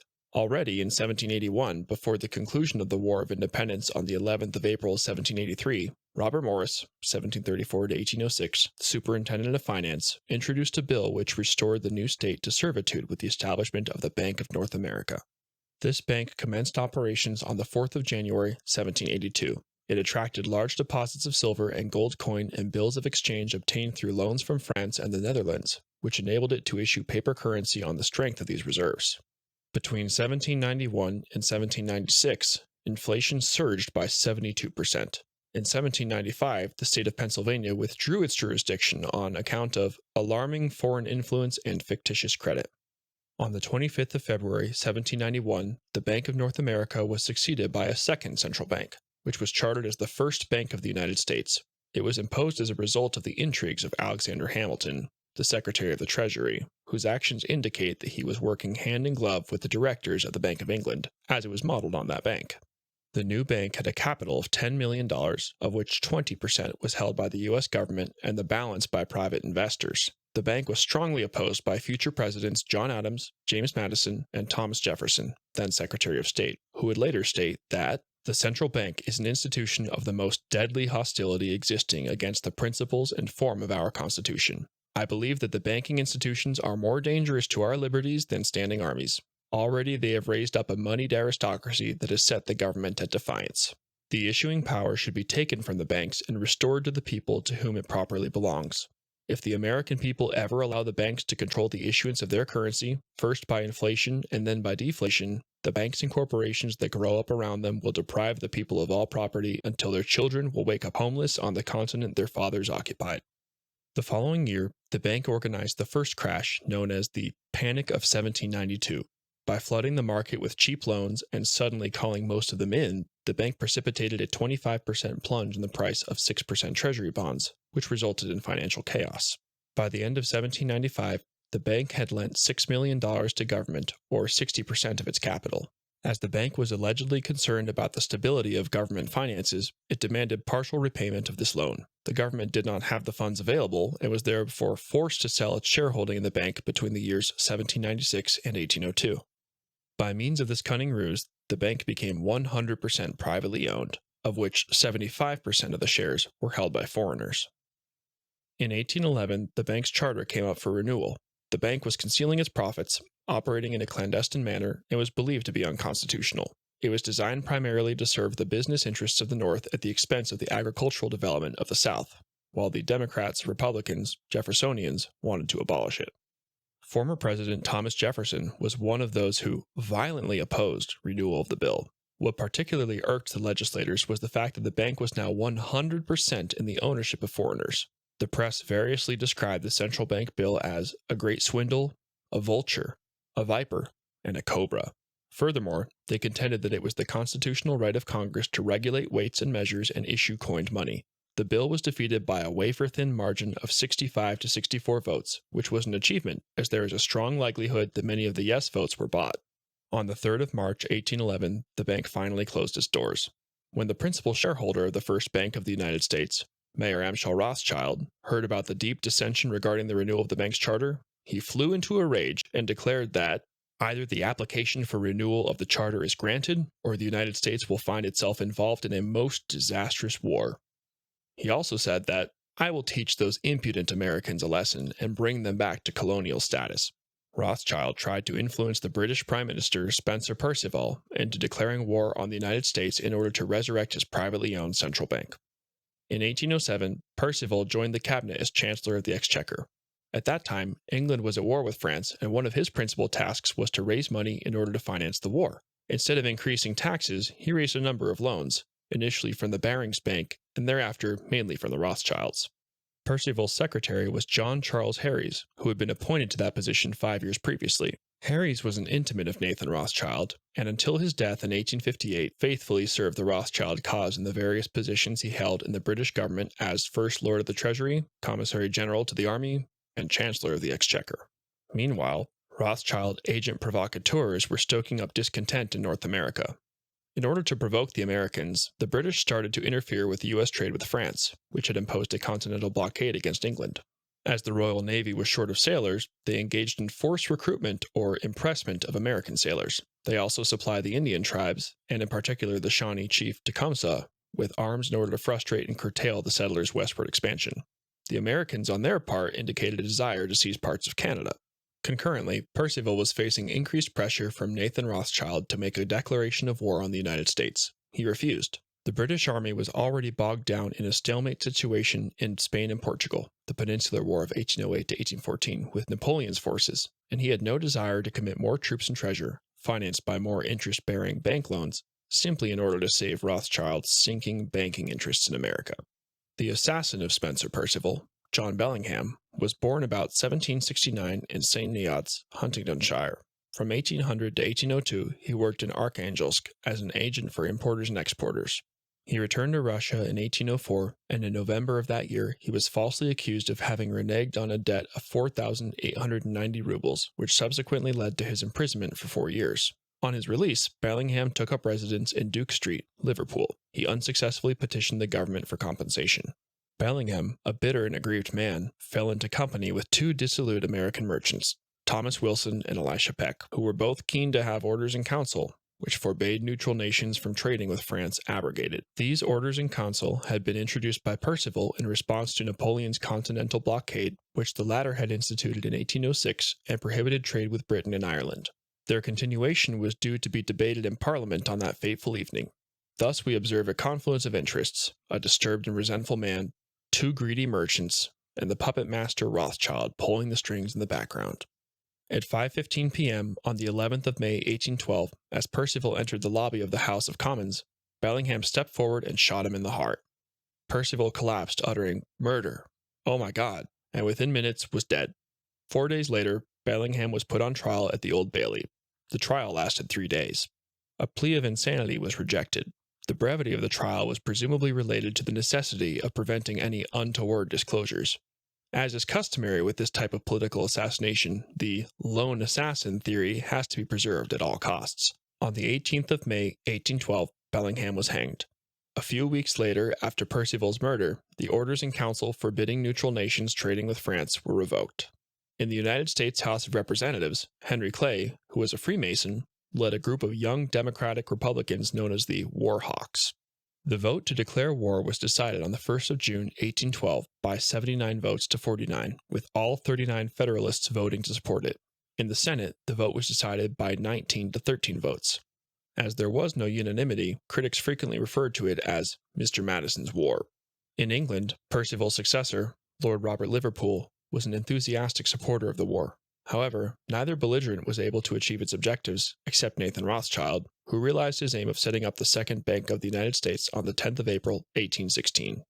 When hostilities ceased over 2 years later, on the 24th of August, 1814, over 24,000 lives had been lost. The war was very costly to the United States in financial terms. It incurred a huge war debt of $105 million relative to its population of 8 million. As a result thereof, the national debt increased by 182% from $45 million in 1812 to $127 million in 1815. Peace was signed in Ghent, Belgium, on the 24th of December, 1814. The Second Bank of the United States had an enlarged capital of $35 million. The bank immediately established a large number of branch banks to lend fiat money at compound rates of interest. In 1822, President James Monroe appointed Nicholas Biddle president of the bank. Biddle had first made contact with the Rothschilds while on government business in Paris in 1804, while acting as secretary to United States Minister to France, John Armstrong. As president of the bank, he acted as point man to James de Rothschild, who was the bank's principal investor. The artificially induced recession of 1819 to 1821, which was very profitable for the bankers who were able to buy up assets at depressed prices, convinced the leader of the Democrats, Andrew Jackson, that the only way to terminate these abuses was to close down the central bank. In his re-election campaign in 1832, he declared that the monster must perish, and his chief slogan was, "Vote Andrew Jackson, no bank." He stated that if Congress has the right under the Constitution to issue paper money, it was given to them to be used by themselves, not to be delegated to individuals or corporations. He also said that if the American people only understood the rank injustice of our banking and money system, there would be a revolution before morning. Notwithstanding a failed assassination attempt on the 30th of January, 1835, by a presumed Rothschild agent, Richard Lawrence, when the 20-year charter of the Second Bank of the United States came up for renewal in 1836, Jackson collapsed the bank by withdrawing all government deposits. He promptly repaid the national debt in its entirety, leaving a surplus of $50 million in the Treasury. The central bank was replaced by an independent Treasury system based on redeemable paper and specie. During President John Tyler's term of office, 1841 to 1845, two attempts were made by Congress under the sponsorship of the former Speaker of the House of Representatives, Henry Clay, to renew the charter of the Bank of the United States. Clay, who had in 1820 become Grand Master of the Kentucky Lodge, was another agent deemed to be under the influence of the Rothschilds. Tyler vetoed both of these bills and was subsequently inundated with hundreds of letters threatening him with assassination. For the next 77 years, the United States developed without the need of a central bank. Its means of exchange were funded primarily by debt and interest-free Treasury greenback dollar bills, first issued by President Abraham Lincoln in 1862 in order to finance his military expenditure during the Civil War, and gold and silver coins. Up to 1873, gold and silver could be coined at any U.S. mint free of charge. After having rejected offers by private bankers to lend money to the United States government at interest rates varying between 24% and 36% per annum, Lincoln had, on the advice of his friend Colonel Dick Taylor, issued $347 million of currency at no cost to the American people except for the expense of printing and distribution. Lincoln's defiance of Lionel Rothschild and his uncle James resulted in his assassination on the night of the 15th of April, 1865, by John Wilkes Booth, real name Botha, at the behest of the Rothschilds' local agent named Rothberg. The American Civil War, 1861 to 1865, left the U.S. government with a war debt of $5 billion. As a result of inflation, these bonds had declined in value to $2.5 billion. Large quantities of these bonds were bought up by Rothschild's agent August Belmont in the hope of realizing them at their face value in gold. In the 1868 presidential election, the Democratic Party candidate George H. Pendleton pledged payment only in paper. He was soon replaced by Horatio Seymour on the initiative of Belmont, who had assumed chairmanship of the Democratic National Committee in 1860. Seymour promised payment in specie. However, when the convention passed a resolution in favor of paper, Belmont was forced to switch sides and thereafter secretly supported the Republican candidate, General Ulysses S. Grant, and used his part ownership of the New York World newspaper in order to denigrate and undermine the chances of Seymour. Grant won, and, on assuming office in 1869, he promptly introduced the Public Credit Act, which paid out the face value on the $5 billion worth of bonds in gold. This resulted in the Rothschilds and their associates making a 100% profit. The silver exchange was abolished and replaced by a gold standard by means of an act revising and amending the laws relative to the mints, assay offices, and the coinage of the United States. On the 17th of January, 1873, this act was passed by the Senate. According to a sworn affidavit of Mr. Frederick A. Luckenbach dated the 9th of May, 1892, he had learnt from Mr. Ernst Sade in London that the demonetization of American silver had been expressly ordered by the governors of the Bank of England, who had furthermore paid £100,000, $500,000, in order to have a sufficient number of committee members of the U.S. Congress dealing with financial matters bribed. This nefarious deed became known as the Crime of 1873. The forced abandonment of the people's money, silver, was also instituted in the German Empire when the government inexplicably ceased to mint silver dollar coins in 1871. There seems to be little doubt that this was part of a synchronized scheme coordinated by the Rothschilds in order to further entrench the gold standard. The gold standard wrought havoc on the American economy and enabled private bankers to withhold loans and restrict the money supply at will. There followed a series of unnaturally created panics or bank runs in 1873, 1884, 1890 to 01, 1893 to 94, 1897, 1903, and 1907. These artificially created bank runs so incensed President James Abram Garfield that shortly after he took office on the 4th of March, 1881, he issued a statement in the middle of June of that year that he intended to master the problem when he said the following: "Whosoever controls the volume of money in any country is absolute master of all industry and commerce. And when you realize that the entire system is very easily controlled, one way or another, by a few powerful men at the top, you will not have to be told how periods of inflation and depression originate." 2 weeks later, Garfield was gunned down by lone assassin Charles J. Guiteau, who had a grievance for not having received a diplomatic posting. Garfield did not die immediately, but as a result of improper medical care, quite possibly done so deliberately, lingered on until his death on the 19th of September, 1881. At his trial, the hidden hand of Rothschild was revealed when Guiteau claimed that important men in Europe put him up to the task and had promised to protect him if he were caught. The 1907 panic had the worst effects. In early 1907, Jacob Schiff, CEO of Kuhn Loeb & Company, worried that unless we have a central bank with adequate control of credit resources, this country is going to undergo the most severe and far-reaching money panic in history. In October of that year, J.P. Morgan, another Rothschild frontman, set the panic in motion by circulating rumors that its rival, the Knickerbocker Bank and Trust Company, was insolvent. In the ensuing crash, shares listed on the New York Stock Exchange lost 50% of their value. Further consequences of this deliberately induced panic were an 11% drop in industrial production the following year, a 26% rise in imports, and an increase in unemployment from under 3% to 8%. It was these continual phases of artificially created boom and bust, inflation and deflation, which provided the motivation and pretext to set up a central bank, which would allegedly solve all these never-ending problems for all time. Establishment of the United States Federal Reserve Bank. In order to mislead the public, two alternative plans were proposed. One was advanced by the National Monetary Commission under leadership of Senator Nelson Aldrich, grandfather of Nelson Aldrich Rockefeller, and known as the Aldrich Plan. The other plan, adopted by the Special Currency Committee of the New York Chamber of Commerce, was under the chairmanship of Paul Warburg, a German Jewish banker, who was acting on behalf of the Rothschild interest headed by Baron Alfred Rothschild. It was known as the Wall Street Plan. Except for the distribution of reserves, both plans were identical and had as their aim the establishment of a central reserve bank.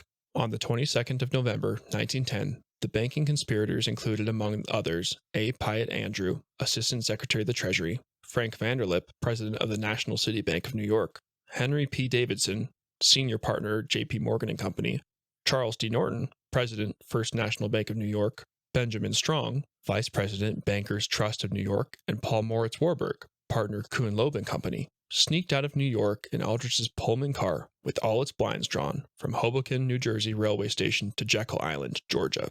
At the very exclusive Jekyll Island Hunt Club, owned by J.P. Morgan, the fate of the American people, and indeed the world, would be determined over the next 10 days by this group of criminally inclined financiers, who are also known as the First Name Club. Only first names were used so as not to reveal their identities to the staff. The bill to establish the United States Federal Reserve Bank was vehemently opposed by Congressman Charles August Lindbergh, who said that this act establishes the most gigantic trust on earth, such as the Sherman Antitrust Act would dissolve if Congress did not by this act expressly create what by that act it prohibited. When the President signs this act, the invisible government by the money power, proven to exist by the Pujo Money Trust investigation, will be legalized. The greatest crime of Congress is its currency system. The schemiest legislative crime of all ages is perpetuated by this new banking and currency bill. The bill was bitterly opposed in the Senate, with Senator Robert M. La Follette being one of its most vociferous opponents. It was passed into law on the 23rd of December, 1913, after the members of the Senate had been threatened by the thoroughly disreputable President Woodrow Wilson, who was as devoid of ethics and principle as he was of morality, that he would keep them in session until it had passed the bill and deny them their Christmas recess. Only a minority of 43 senators supported the bill, with 25 voting against it, 27 refusing to vote, and 5 members absent.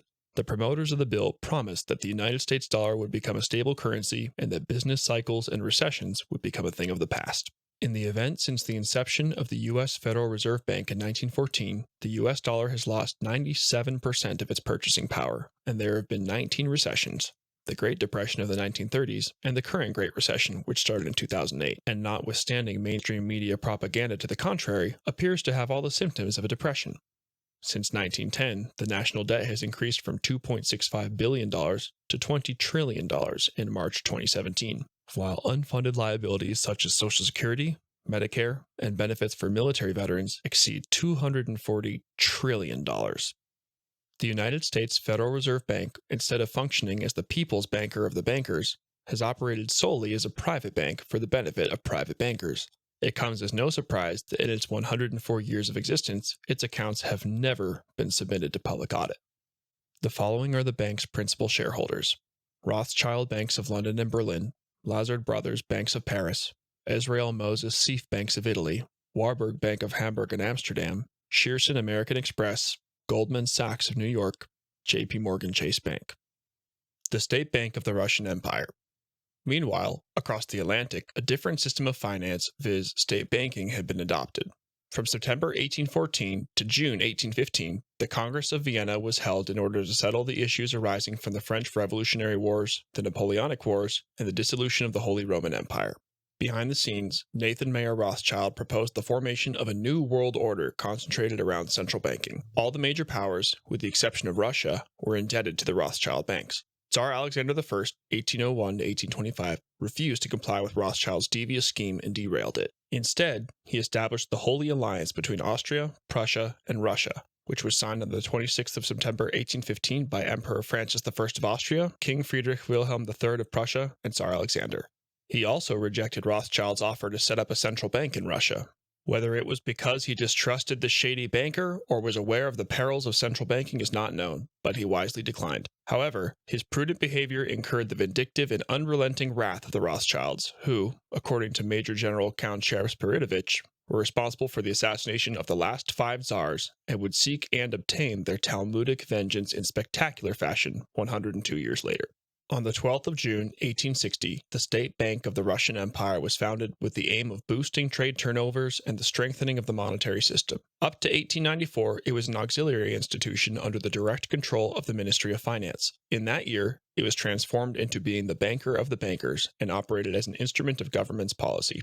It minted and printed the nation's coins and notes, regulated the money supply, and through commercial banks, provided industry and commerce with low interest rate loans. Its vast gold reserves, the largest in the world, exceeded the banknote issue by more than 100% except for the year 1906. By 1914, it had become one of the most influential lending institutions in Europe. Not unexpectedly, Russia had the smallest national debt in the world. The following table reflects the number of rubles of debt per inhabitant. France, 288. Great Britain, 169.8. Germany, 135.6. Russia, 58.7. By 1914, 83% of the interest and amortization of the national debt, of which less than 2% was held abroad, was funded by the profits of the Russian state railways. In 1916, the total length of the main lines was 100,817 verst, or kilometers. Russian commercial and canal tonnage of 11,130,000 in 1910 exceeded British merchant tonnage of 10,750,000. In 1861, Tsar Alexander II, 1855 to 1881, abolished serfdom, which at that time affected 30% of the population. By 1914, very little land remained in the possession of the Russian estate owners, who were mainly the nobility. 80% of the arable land was in the hands of the peasants, which had been ceded to them for a very small sum. This land was held in trust by the village commune, or mir. However, after the passing of the Stolypin Act in 1906, peasants could obtain individual title with hereditary rights. By 1913, 2 million families had availed themselves of this opportunity to acquire what became known as Stolypin farms. Nearly 19 million acres, 7,689,027 hectares, were allotted to these individual peasant proprietors by the land committees. The Peasants' State Bank, which was described at that time as the greatest and most socially beneficent institution of land credit in the world, granted loans at a low rate of interest, which was in effect a handling charge. Between 1901 and 1912, these loans increased from 222 million rubles to 1.168 billion rubles. Agricultural production soared so that, by 1913, Russia had become the world's breadbasket, as the following table reveals. Russia provided 42.3% of the world's barley, 30.3% of the world's oats, 67% of the world's rye, and 31.2% of the world's wheat. Russian agricultural production of cereals exceeded the combined production of Argentina, Canada, and the United States by 25%. In 1913, Russia had 37.5 million horses, more than half of all those in the world. She also produced 80% of the world's flax and provided more than 50% of the world's egg imports. Mining and industrial output also expanded by huge margins. Between 1885 and 1913, coal production increased from 259.6 million poods to 2,159.8 million poods. Cast iron production rose from 25 million poods in 1890 to 1,378 million poods in 1913, and petroleum production rose from 491.2 million poods in 1906 to 602.1 million poods in 1916. From 1870 to 1914, industrial output grew by 1% per annum in Great Britain, 2.75% per annum in the United States, and 3.5% per annum in Russia. During the period from 1890 to 1913, industrial production quadrupled, and Russian industries were able to satisfy 80% of internal demand for manufactured goods, a perfect example of autarky. Throughout the last 20 years of peacetime imperial rule, 1895 to 1914, the increase in gross domestic product averaged 10% per annum. With the Russian state bank creating the people's money out of nothing at almost zero interest, as opposed to the rest of the world where central banks allowed parasitic private banks to create their nation's money supply at usurious rates of interest, it comes as no surprise to find that in 1912, Russia had the lowest levels of taxation in the world. These very low rates of taxation also attest to the efficiency of the Russian government. Furthermore, throughout this period of state banking, there was no inflation and no unemployment. Between 1897 and 1913, state receipts rose from 1.4 million gold rubles to 3.471 million gold rubles. By 1914, the surplus on the budget account was 512 million gold rubles, and there was no increase in taxation. Throughout the same period, the foreign trade balance between exports and imports was in surplus. An indication of the financial health of the Russian economy can be gauged from the following comparative table of gold reserves. The gold reserves in banknotes are expressed in millions of rubles. An independent study by British lawyers concluded that the Russian code of laws and judiciary were the most advanced and impartial in the world. Elementary education was obligatory and free right up to university level, where only nominal fees were charged. Between 1906 and 1914, 10,000 schools were opened annually. Russian universities were renowned for their high academic standards. In labor relations, the Russians were pioneers. Child labor was abolished over 100 years before it was abolished in Great Britain in 1867. Russia was the first industrialized country to pass laws limiting the hours of work in factories and mines.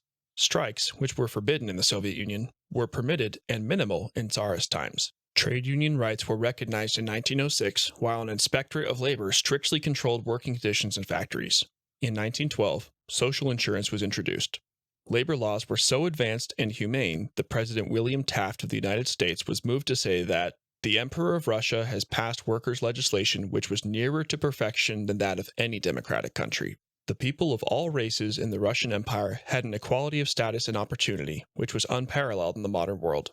His Imperial Majesty Tsar Nicholas II, 1868 to 1917, and his state bank had created a workers' paradise that was unrivaled in the history of mankind. On the 17th of November, 1917, the Rothschilds, fearful the replication of this extraordinary example of freedom and prosperity would destroy their malevolent banking empire, instigated and financed a Judeo-Bolshevik revolution in Russia, which wrecked and ruined a wonderful country and resulted in the deaths by murder and starvation, according to Alexander Solzhenitsyn, of 66 million innocent people. The creation and control of the Soviet Union. In Wall Street and the Bolshevik Revolution, author Professor Anthony Sutton, with the assistance of State Department documents and personal papers of American international bankers, details the enthusiastic alliance of Wall Street and Marxist socialism. Without the financial support of J.P. Morgan's Guarantee Trust Company, John D. Rockefeller's Chase National Bank, Jacob Schiff's Kuhn-Loeben Company, and Ulf Ashberg of the Swedish Nordbanken, the Judeo-Bolshevik Revolution would not have succeeded. Of more particular interest in the financing of the revolution is the role which Maxim Litvinov, 1876 to 1951, who was born Meyer Genoch Moskowitz Wallach Finkelstein, played as a revolutionary in destroying Imperial Russia and handing it over to the international bankers. Litvinov commenced his revolutionary career in 1898. In 1901, he was arrested and spent 18 months in prison, from which he escaped. In 1903, he was entrusted with money, which was used to finance and distribute the newspaper of the Russian Socialist Democratic Party, Iskra, which was printed in London. In 1905, Litvinov received further funds from Friends from Abroad, which enabled the purchase of arms, again in London. Thereafter, Litvinov, now known as Papasha or Daddy, became the source of all foreign funds and was appointed treasurer of the party, a decision which Lenin could not overrule, because Litvinov was a representative of the Rothschilds with powers exceeding those of Lenin. Lenin was merely informed of the decision. A few months later, at a meeting in Geneva, Litvinov was elected Secretary of Foreign Transport Groups. Lenin was again informed of this decision.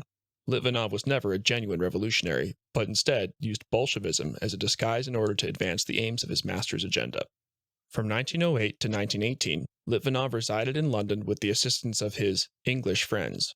During this period, he held a variety of occupations working for a publishing house, Williams & Norgate, a tourist agency, and selling farm machinery. Presumably, these occupations provided a suitable cover for his clandestine activities. In 1914, at the outbreak of World War I, the Russian government demanded that all its citizens be returned to Russia in order to serve in the army. However, the British authorities allowed Litvinov to remain. In 1916, Litvinov married a daughter of one of the most distinguished Jewish families in England, Ivy Lowe. On the 3rd of January 1918, Litvinov was appointed as the authorized representative of Soviet Russia. One of his first tasks was to demand that the money held at the Bank of England on behalf of the Tsarist embassy be handed over to him. The bank duly complied.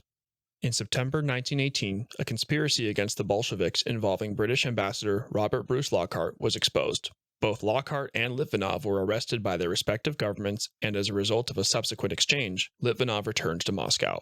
His new assignment was to secure fast outflow of gold and jewelry from Russia via Scandinavia under the cover of a scheme to purchase steam engines later known as gold engines. A quarter of Russia's gold reserves were transferred to Sweden for onward transshipment. For the Rothschilds, it was now retribution time. On the 21st of April, 1921, Litvinov was appointed Commissioner of the Council of People's Commissars for Currency Transactions and Sales of Gold Abroad.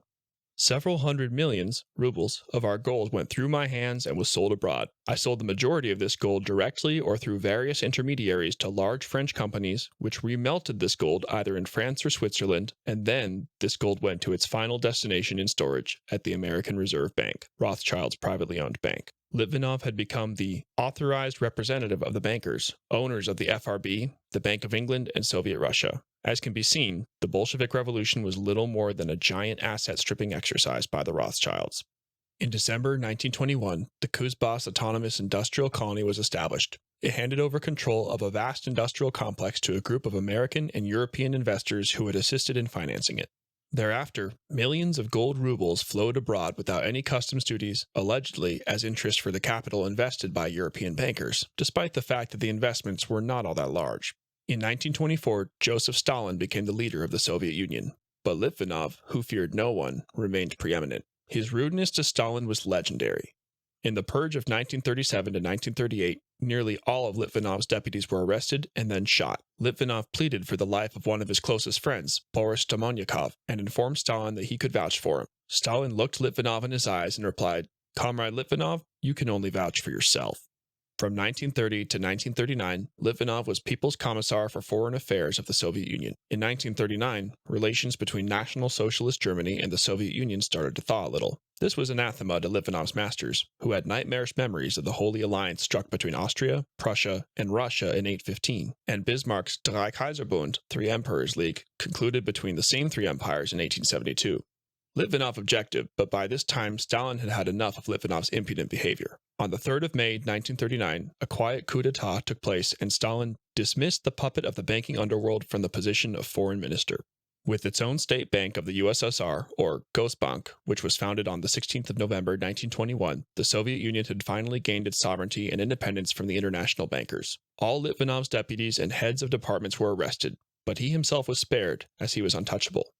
Litvinov was allowed to retire to his dacha, but was kept under constant surveillance. In late 1941, Litvinov's services were once again required. With the Germans banging on the gates of Moscow, Stalin's desperate situation necessitated urgent help from the West. Litvinov was sent to Washington as Soviet ambassador. The Americans were reluctant to lend money to the Soviet Union, but Litvinov soon sorted everything out, and within a few weeks, a loan of $1 billion was granted. A lend-lease agreement was signed, and over the next 4 years, $11 billion worth of supplies and services were provided. Litvinov could call the White House at any time, and the president, Roosevelt, would see him immediately. Both these stooges of the international bankers pumped gold, the one out of Russia, the other from the people of the United States, into the vaults of Rothschild's Federal Reserve Bank. Litvinov was recalled in 1943 when the war turned in Russia's favor. His successor as foreign minister, Vyacheslav Molotov, provided an apt epitaph. Litvinov was utterly hostile to us. He deserves the highest measure of punishment at the hands of the proletariat. Every punishment. From the 1st to the 22nd of July, 1944, the international bankers organized a conference at Bretton Woods, New Hampshire.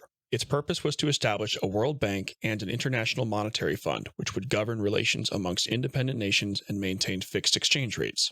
Soviet representatives attended the conference but refused to sign, stating that the proposed institutions were branches of Wall Street. This impertinence of Stalin in all probability angered the Rothschilds, but there was little that they could do while Germany remained undefeated. Between the 17th of July and the 2nd of August, 1945, the Potsdam Conference was held in Germany. It determined the new borders of Europe. From this time, the Soviet Union was gradually frozen out and the start of the Cold War commenced. Stalin had no designs on Western Europe. His army was completely exhausted, and he had more than enough tasks on his hands in absorbing Eastern Europe under his hegemony and repairing all the damage to his country, which he had inflicted on himself by provoking Germany into starting a preventative war. From a military perspective, the dropping of alleged nuclear bombs on Hiroshima and Nagasaki was unnecessary, as in January 1945, Japan was already trying to secure surrender terms. The firebombing of these two cities served two more sinister purposes. 1. As a punishment to the Japanese for having set up their own state bank, and 2. As a warning to the Soviet Union, which also had a state bank. The Cold War was prosecuted, initially, by the Western countries in order to bring the Soviet Union to heel. Stalin, who was rather more of a nationalist than a communist, resisted and was allegedly poisoned and then allowed to die from a massive stroke for which he did not receive any medical treatment on the 1st of March 1953. Thereafter, the Cold War degenerated into a farce, as the West, and in particular the United States, invested heavily in the Soviet Union. Huge investments were made at the Gorky plant, which built Ford trucks, and the largest automotive plant in the world at Volgograd, which manufactured Fiat cars. There was also substantial investments in aviation, computers, and electricity. The Soviet Union became an investment destination of choice. The Russians soldiered on, but with 50% of their budget being allocated to armaments, this was a war which they could not win in the long term. This explains why living standards in the Soviet Union could never match those achieved in the West, notwithstanding the provision of free services such as education and housing. In 1991, the Soviet Union imploded and a swarm of advisors arrived from the USA, who introduced the wonders of unregulated free market capitalism, which included income tax and usury. The primary purpose of these advisors was to present the law on the Central Bank of Russia at the right moment, which hardly did less damage than a whole army of invaders in making Russia lose its sovereignty. For almost 200 years, the Tsars and Soviets resisted, but finally, Russia fell entirely into the hands of the Rothschilds. Rothschild's responsibility for the Anglo-Boer War. Throughout the 19th century, the world's monetary system was based on the gold standard, which had been developed and maintained by the Rothschilds. The discovery of the largest gold fields in the world on the Witwatersrand in 1886 created a new source of supply, which had to be controlled if this dishonest financial system was to survive. Unfortunately for the Rothschilds, these new mines were located in the independent Zuid-Afrikanische Republiek. Streams of immigrants and speculators soon arrived in the country. Some of them were British, but a larger number consisted of mostly Russian, Polish, and German Jews, with roving propensities and no strongly rooted attachment to an old country. The gold mine owners were almost entirely Jewish. The leading company was the Eckstein Group, named after its managing director, Hermann Eckstein.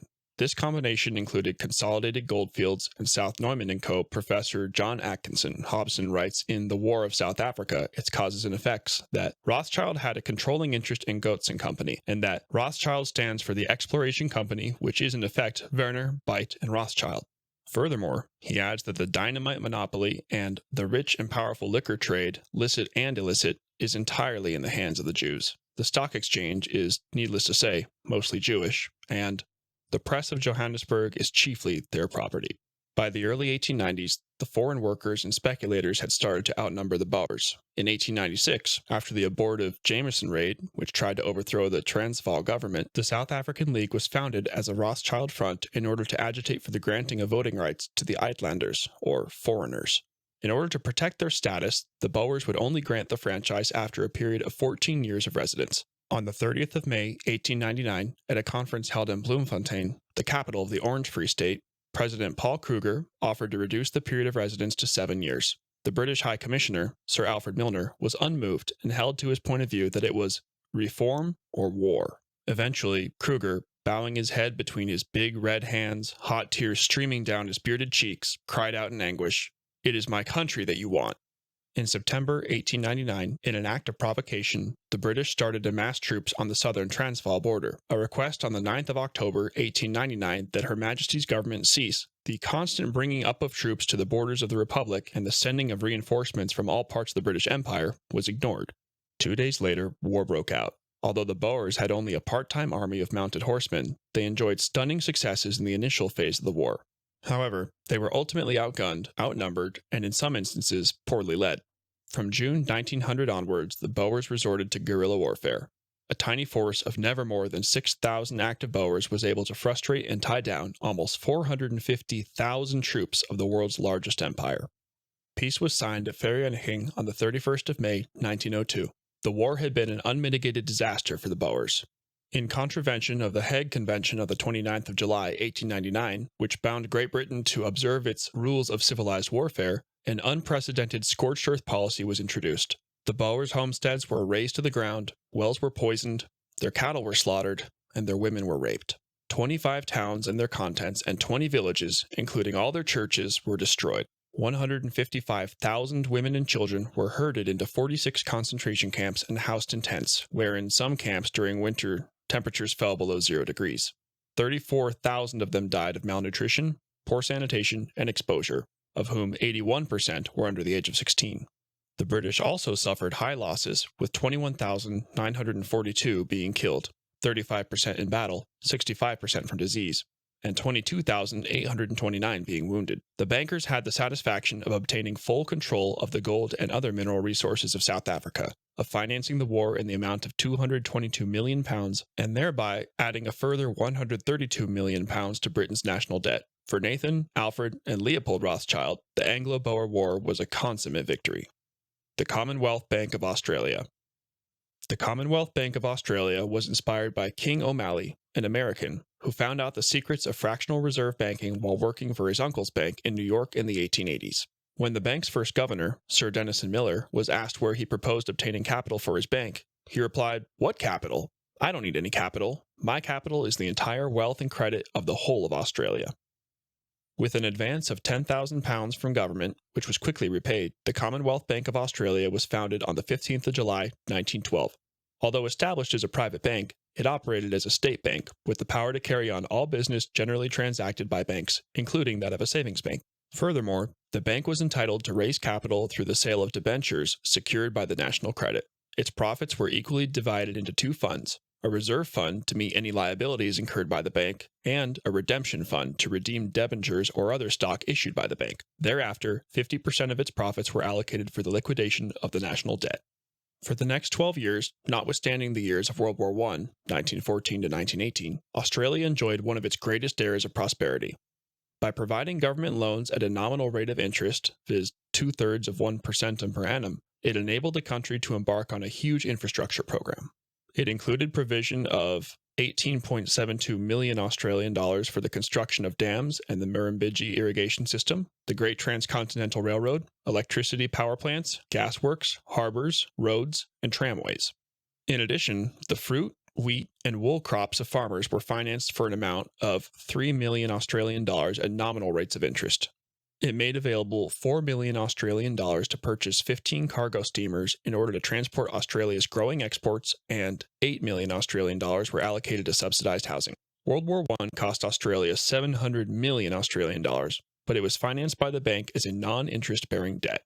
This phenomenal period of prosperity was terminated in 1924 when a bill, which placed control of the bank in the hands of a directorate consisting of a governor, the Secretary to the Treasury, and 6 persons actively engaged in agriculture, finance, and industry for different terms of years was introduced by Stanley Melbourne Bruce, Prime Minister 1924 to 1929, and Dr. Earl Page, his coalition partner. There is a suspicion that Bruce may have been bribed, as what he did was completely against the best interests of the Australian people.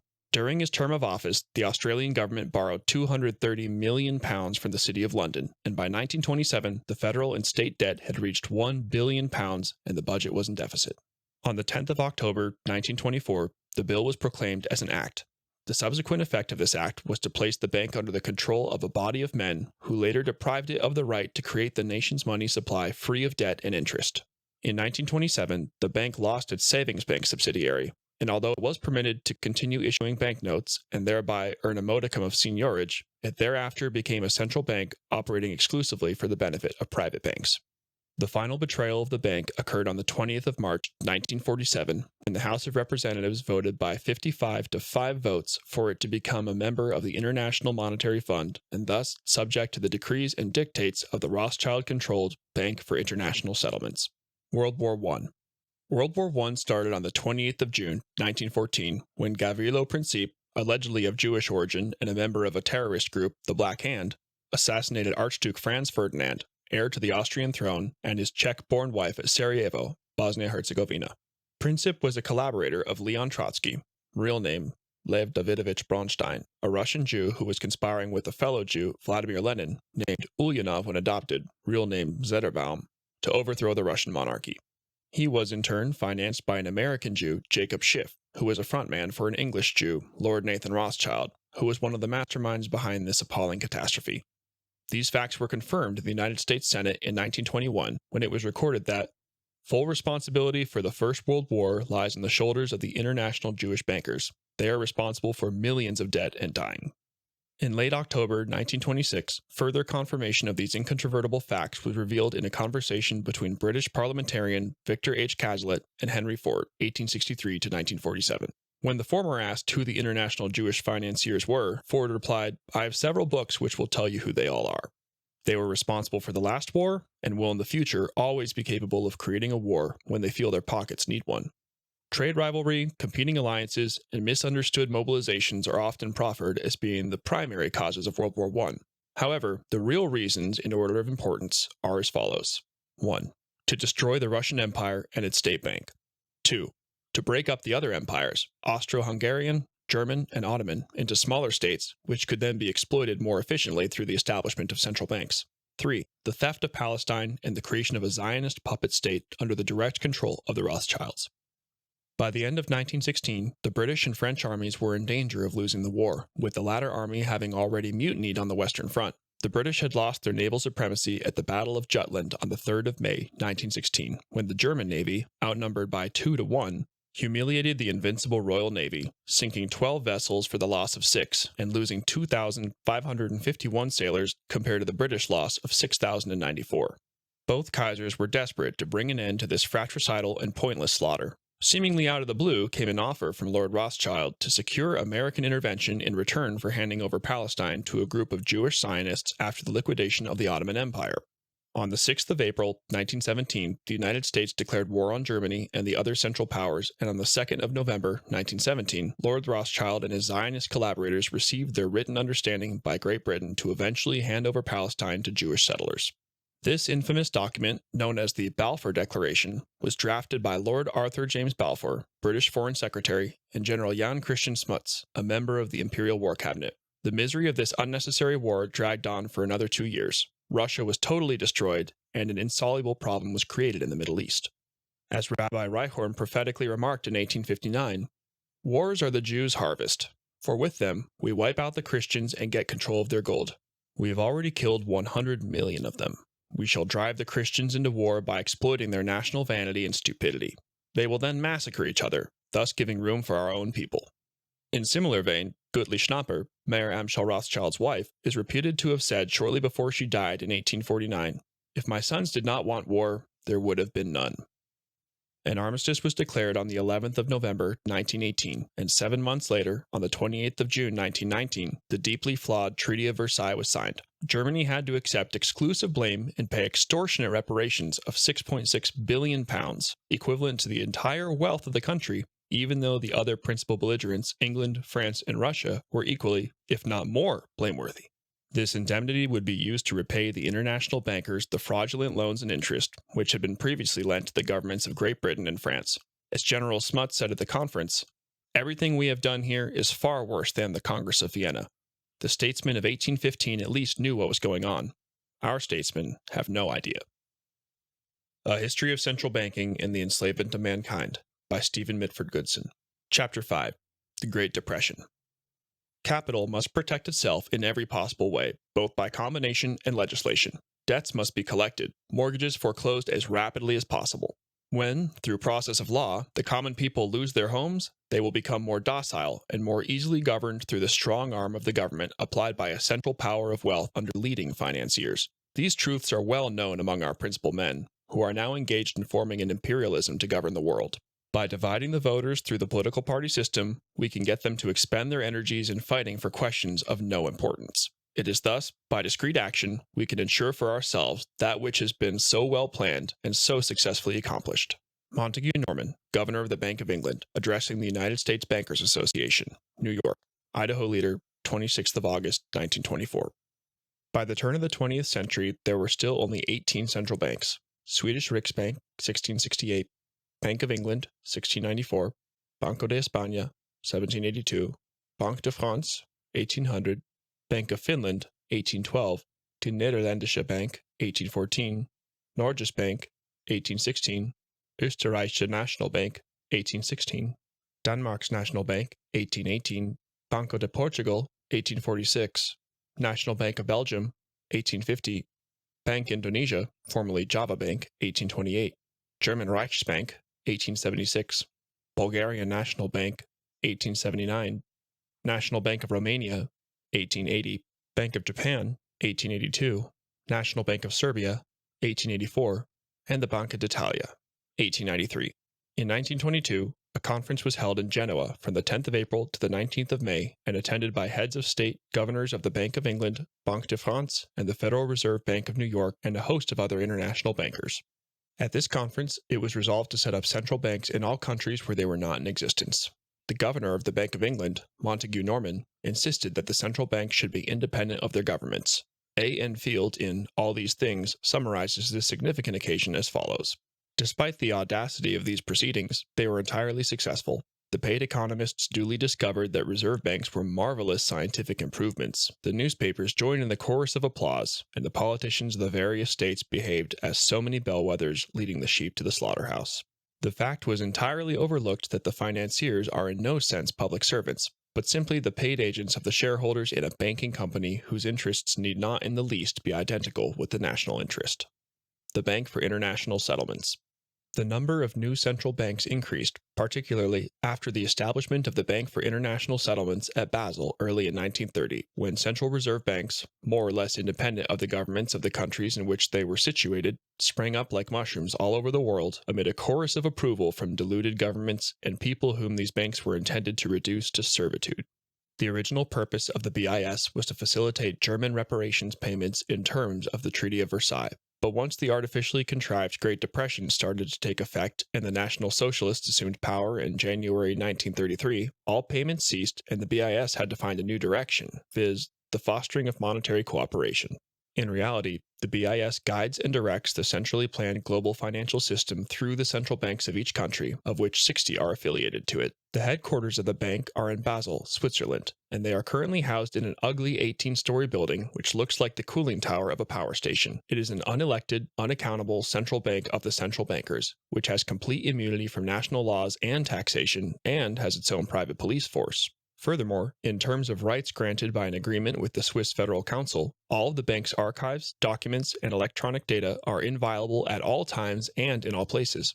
This agreement dates back to Article 10 of Paragraph 2 of the Hague Protocol, which was signed on the 31st of August 1929, and states that the bank, its property and assets, and also the deposits of other funds entrusted to it on the territory of or dependent on the administration of shall be immune from any disabilities and from any restrictive measures such as censorship, requisition, seizure, or confiscation in time of peace or war, reprisals, prohibition or restriction of export of gold or currency and other similar interferences, restrictions, or prohibitions.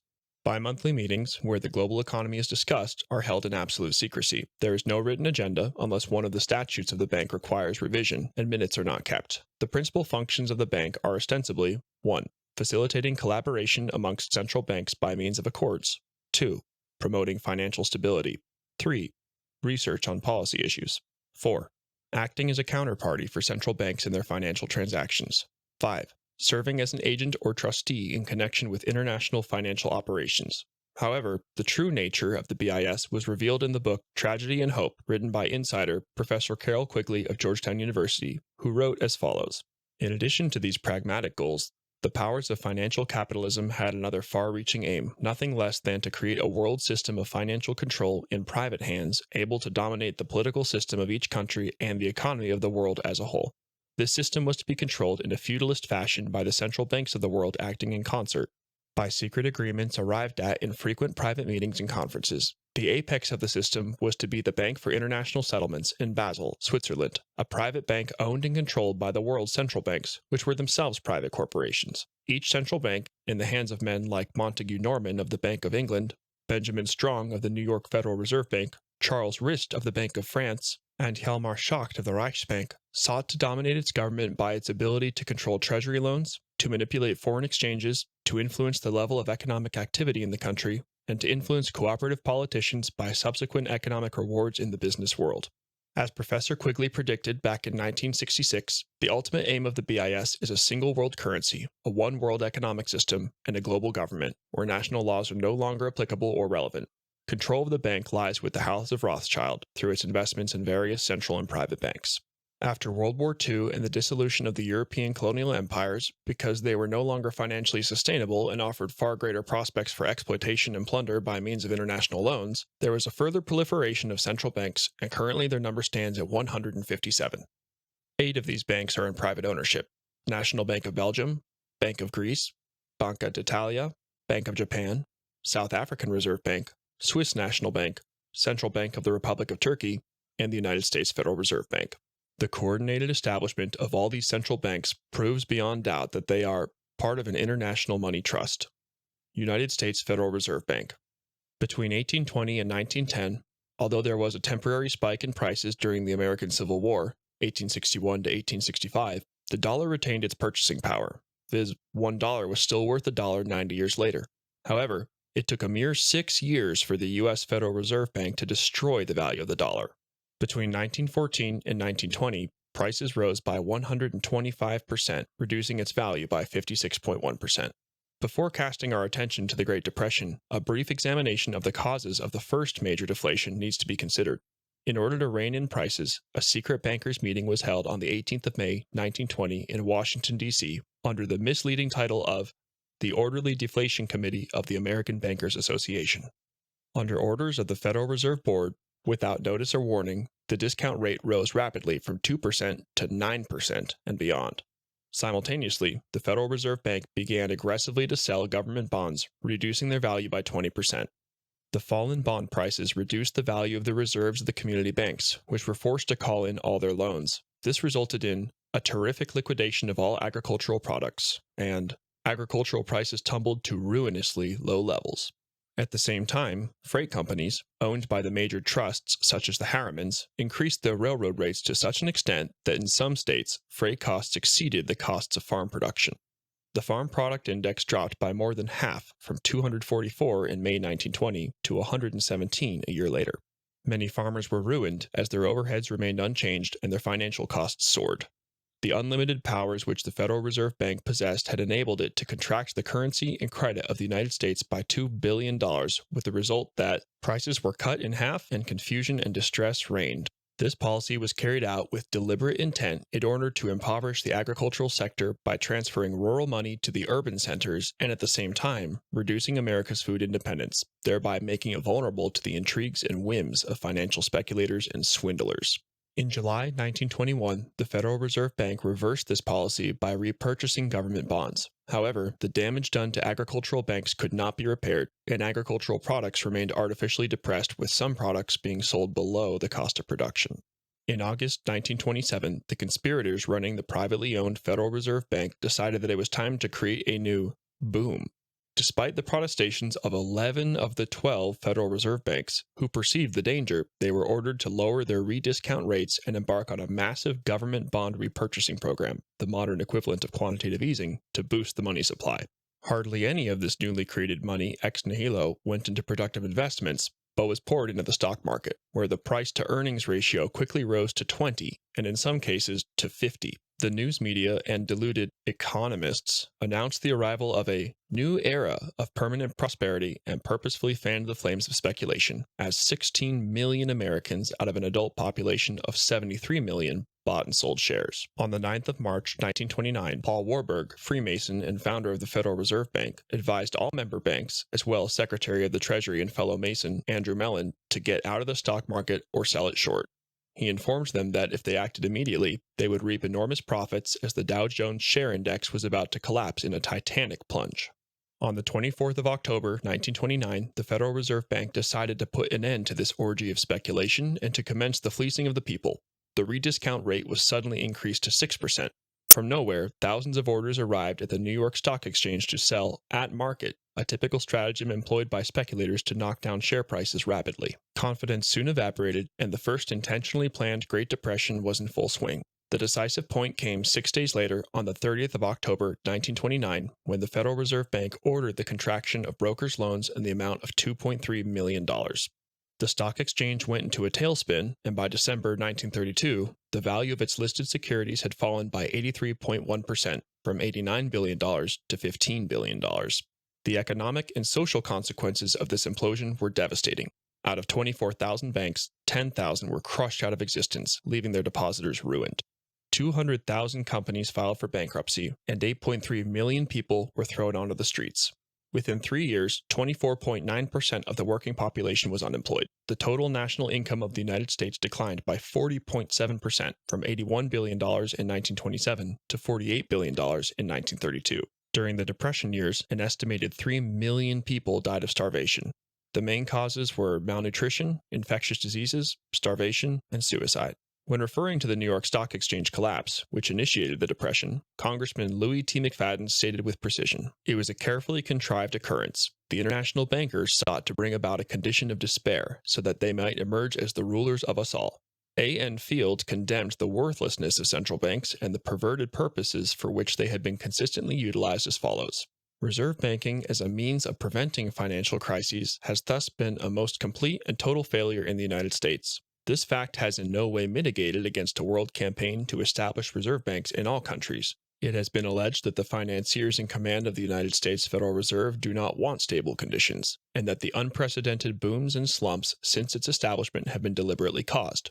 It is at least certain that those in control of the system have raised the strongest objections to every one of the numerous attempts made in Congress to write an instruction into the law directing the Federal Reserve to use its tremendous powers to maintain the purchasing power of its money at a stable level. In a newspaper article in the Financial Times written in 1930, Professor Carl Gustav Kassel of Stockholm University, Sweden, remarked, "Practically absolute power over the welfare of the world has been placed in the hands of the Federal Reserve Board, and one is appalled to see the apparently haphazard manner in which the board uses this power, how ignorant it is of the aim which ought to dictate American monetary policy." Finally, in this section, we may pause to reflect on a thunderous speech given on Friday, the 10th of June, 1932, in the United States House of Representatives by the former chairman of the House Banking and Currency Committee, 1920 to 1931, the Honorable Louis T. McFadden.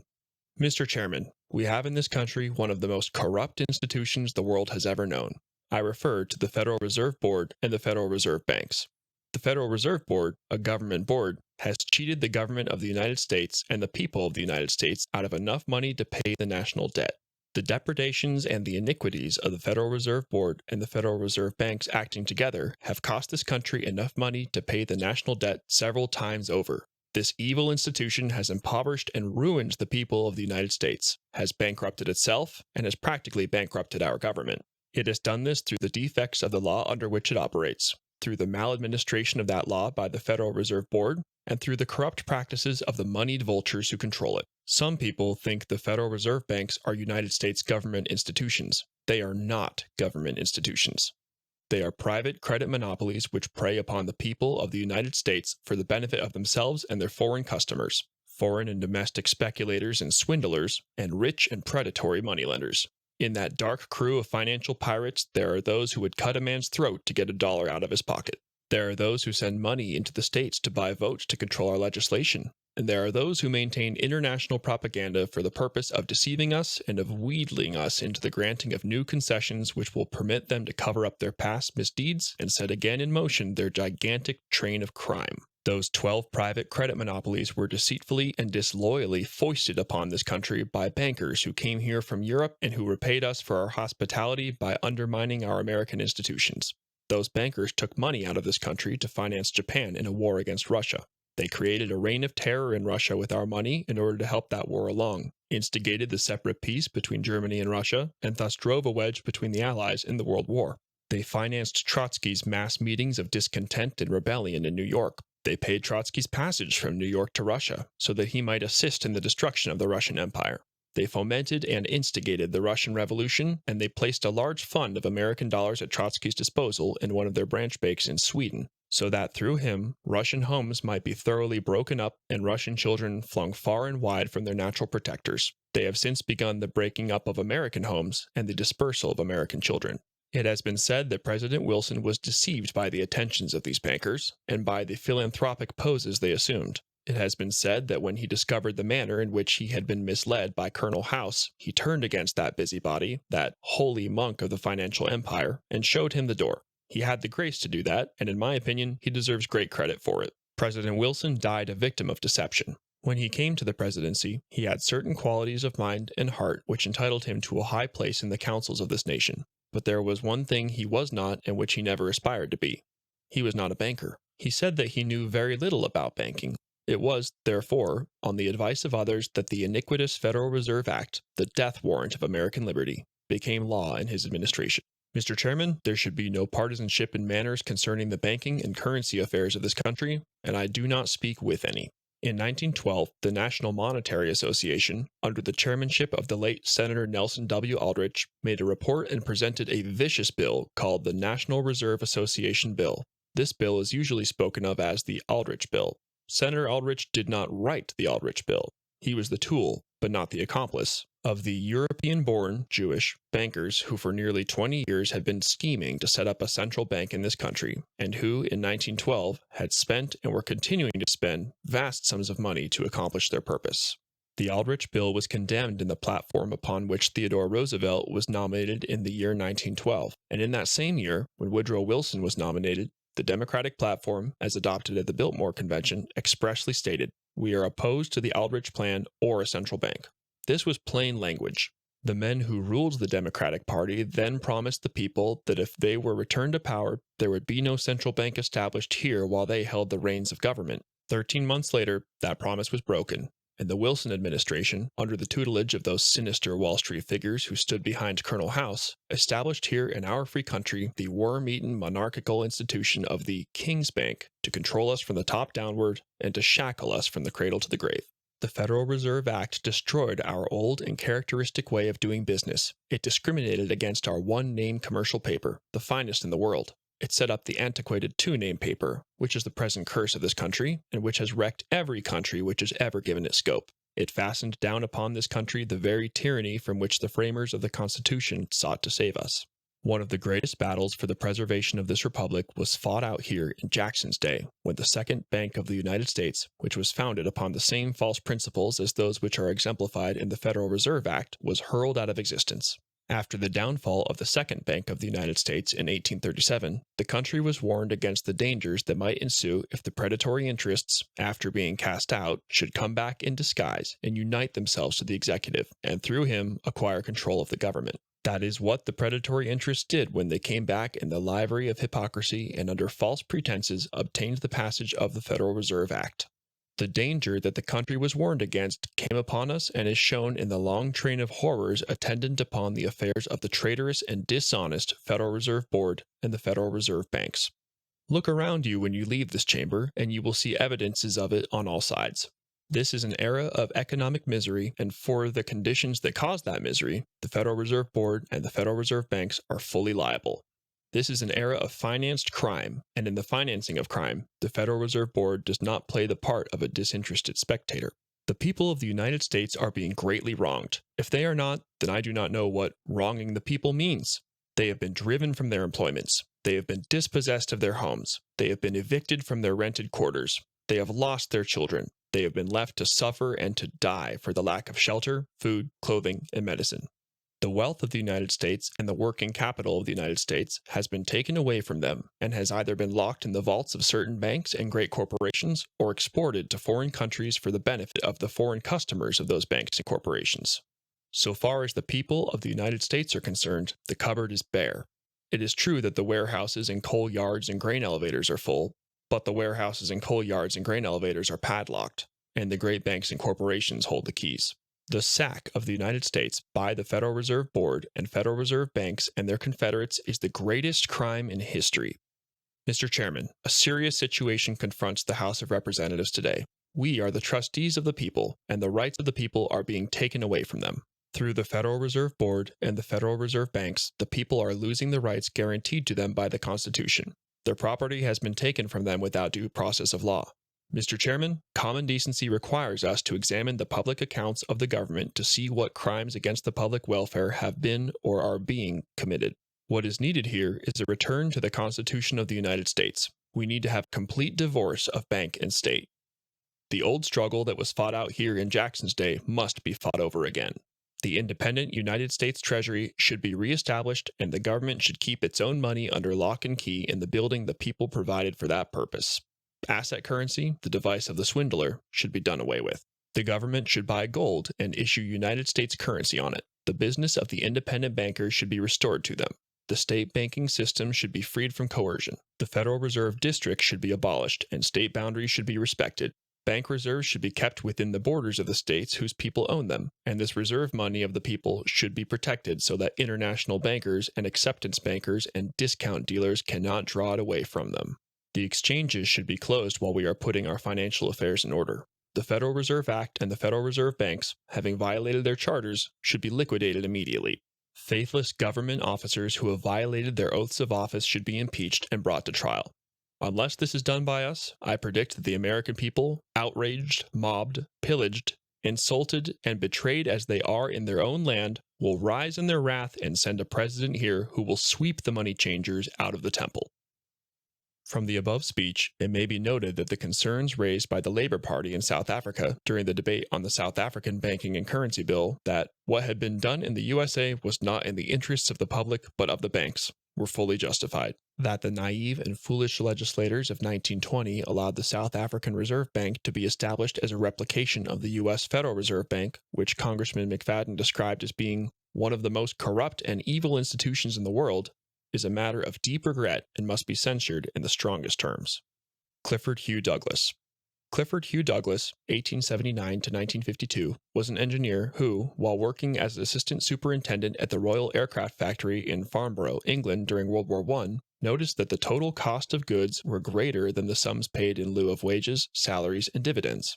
He decided to investigate this disconnect in the way money flowed through industry, and, after collecting data from hundreds of companies, found that there was a persistent deficit in purchasing power of consumers relative to total costs of production.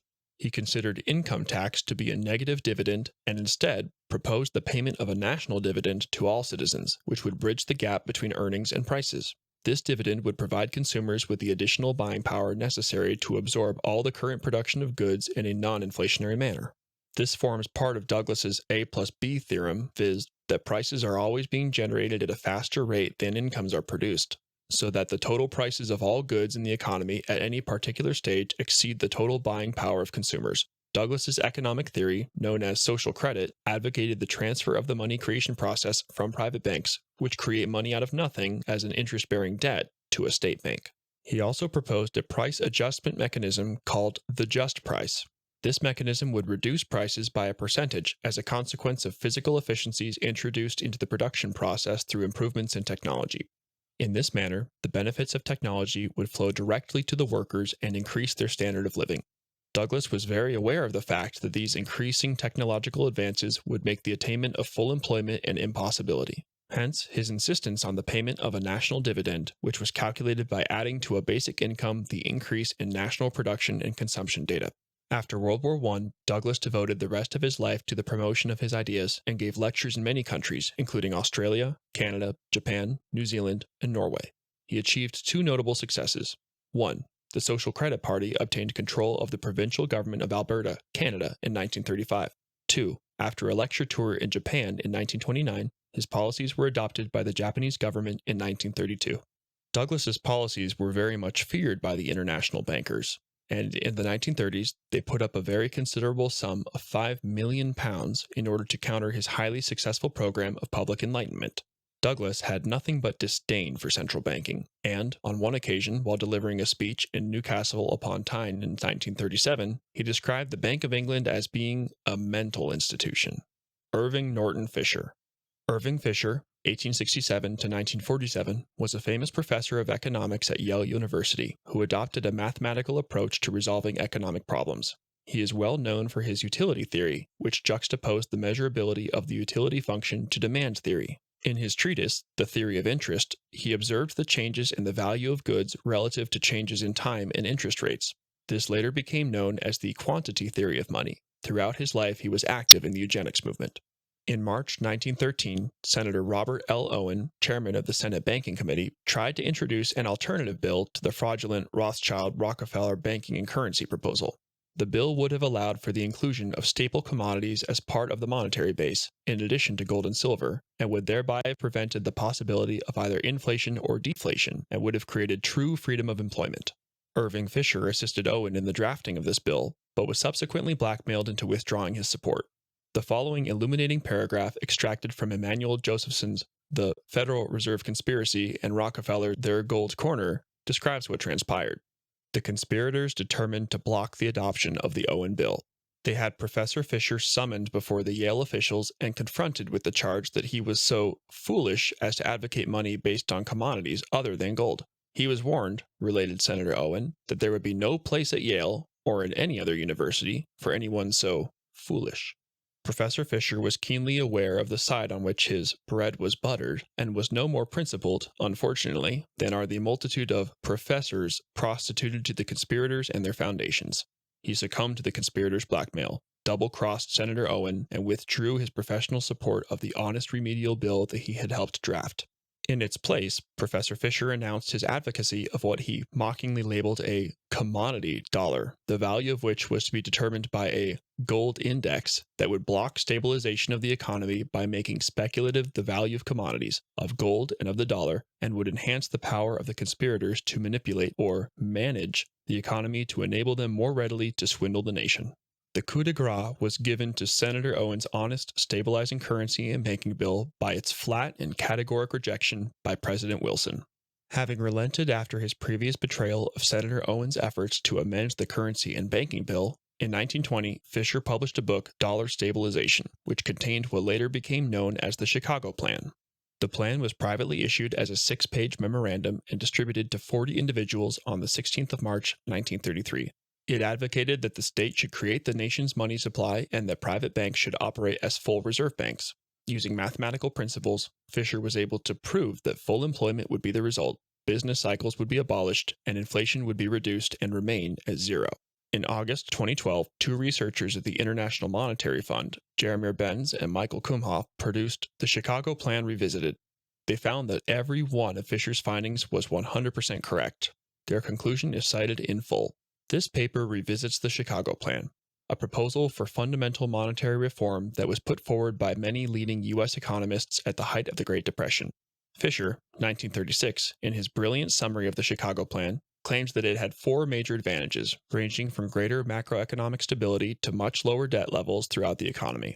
In this paper, we were able rigorously to evaluate his claims by applying the recommendations of the Chicago Plan to a state-of-the-art monetary DSGE model that contains a fully microfunded and carefully calibrated model of the current U.S. financial system. The critical feature of this model is that the economy's money supply is created by banks through debt, rather than being created debt-free by the government. Our analytical and simulation results fully validate Fisher's claims.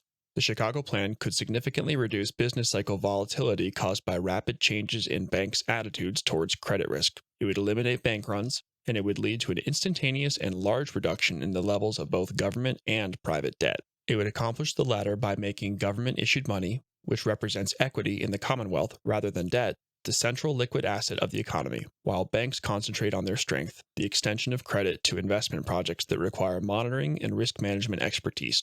We find that the advantages of the Chicago Plan go even beyond those claimed by Fisher. One additional advantage is large, steady-state output gains due to the removal or reduction of multiple distortions, including interest rate risk spreads, distortionary taxes, and costly monitoring of macroeconomically unnecessary risks. Another advantage is the ability to drive steady-state inflation to zero in an environment where liquidity traps do not exist, and where monetarism becomes feasible and desirable because the government does in fact control broad monetary aggregates. This ability to generate and live with zero steady-state inflation is an important result because it answers the somewhat confused claim of opponents of an exclusive government monopoly on money issuance, namely that such a monetary system would be highly inflationary. There is nothing in our theoretical framework to support this claim, and, as discussed in Section 2, there is very little in the monetary history of ancient societies and Western nations to support it either. A History of Central Banking and the Enslavement of Mankind by Stephen Mitford Goodson. Chapter 6. The Rise and Fall of State Banking, 1932 to 1945. You are aware that the gold standard has been the ruin of the states which adopted it, for it has not been able to satisfy the demands for money, the more so that we have removed gold from circulation as far as possible. Protocol number 20. I next argued that the gold standard, the fixing of rates of exchange and so forth, were shibboleths which I had never regarded and never would regard as weighty and immutable principles of economy. Money, to me, was simply a token of exchange for work done, and its value depended absolutely on the value of the work accomplished. Where money did not represent services rendered, I insisted it had no value at all. Adolf Hitler. Reichsbank, the state bank of National Socialist Germany. Out of the worldwide chaos and economic havoc of the 1930s, which had been induced by the Rothschild-controlled/owned central banks, three phoenixes would arise. In May 1919, an insignificant soldier attended a lecture given by a former construction engineer turned economist, Dr. Gottfried Feder, 1883 to 1941, entitled The Abolition of Interest Servitude. The purpose of this course of lectures was to provide the soldiers with a background in politics and economics, which would enable them to monitor the many revolutionary and political movements active in Munich at that time. The following quotations taken from Mein Kampf reveal the decisive influence that Feder would have on Adolf Hitler's thinking. For the first time in my life, I heard a discussion which dealt with the principles of stock exchange capital and capital which was used for loan activities. After hearing the first lecture delivered by Feder, the idea immediately came into my head that I had found a way to one of the most essential prerequisites for the founding of a new party.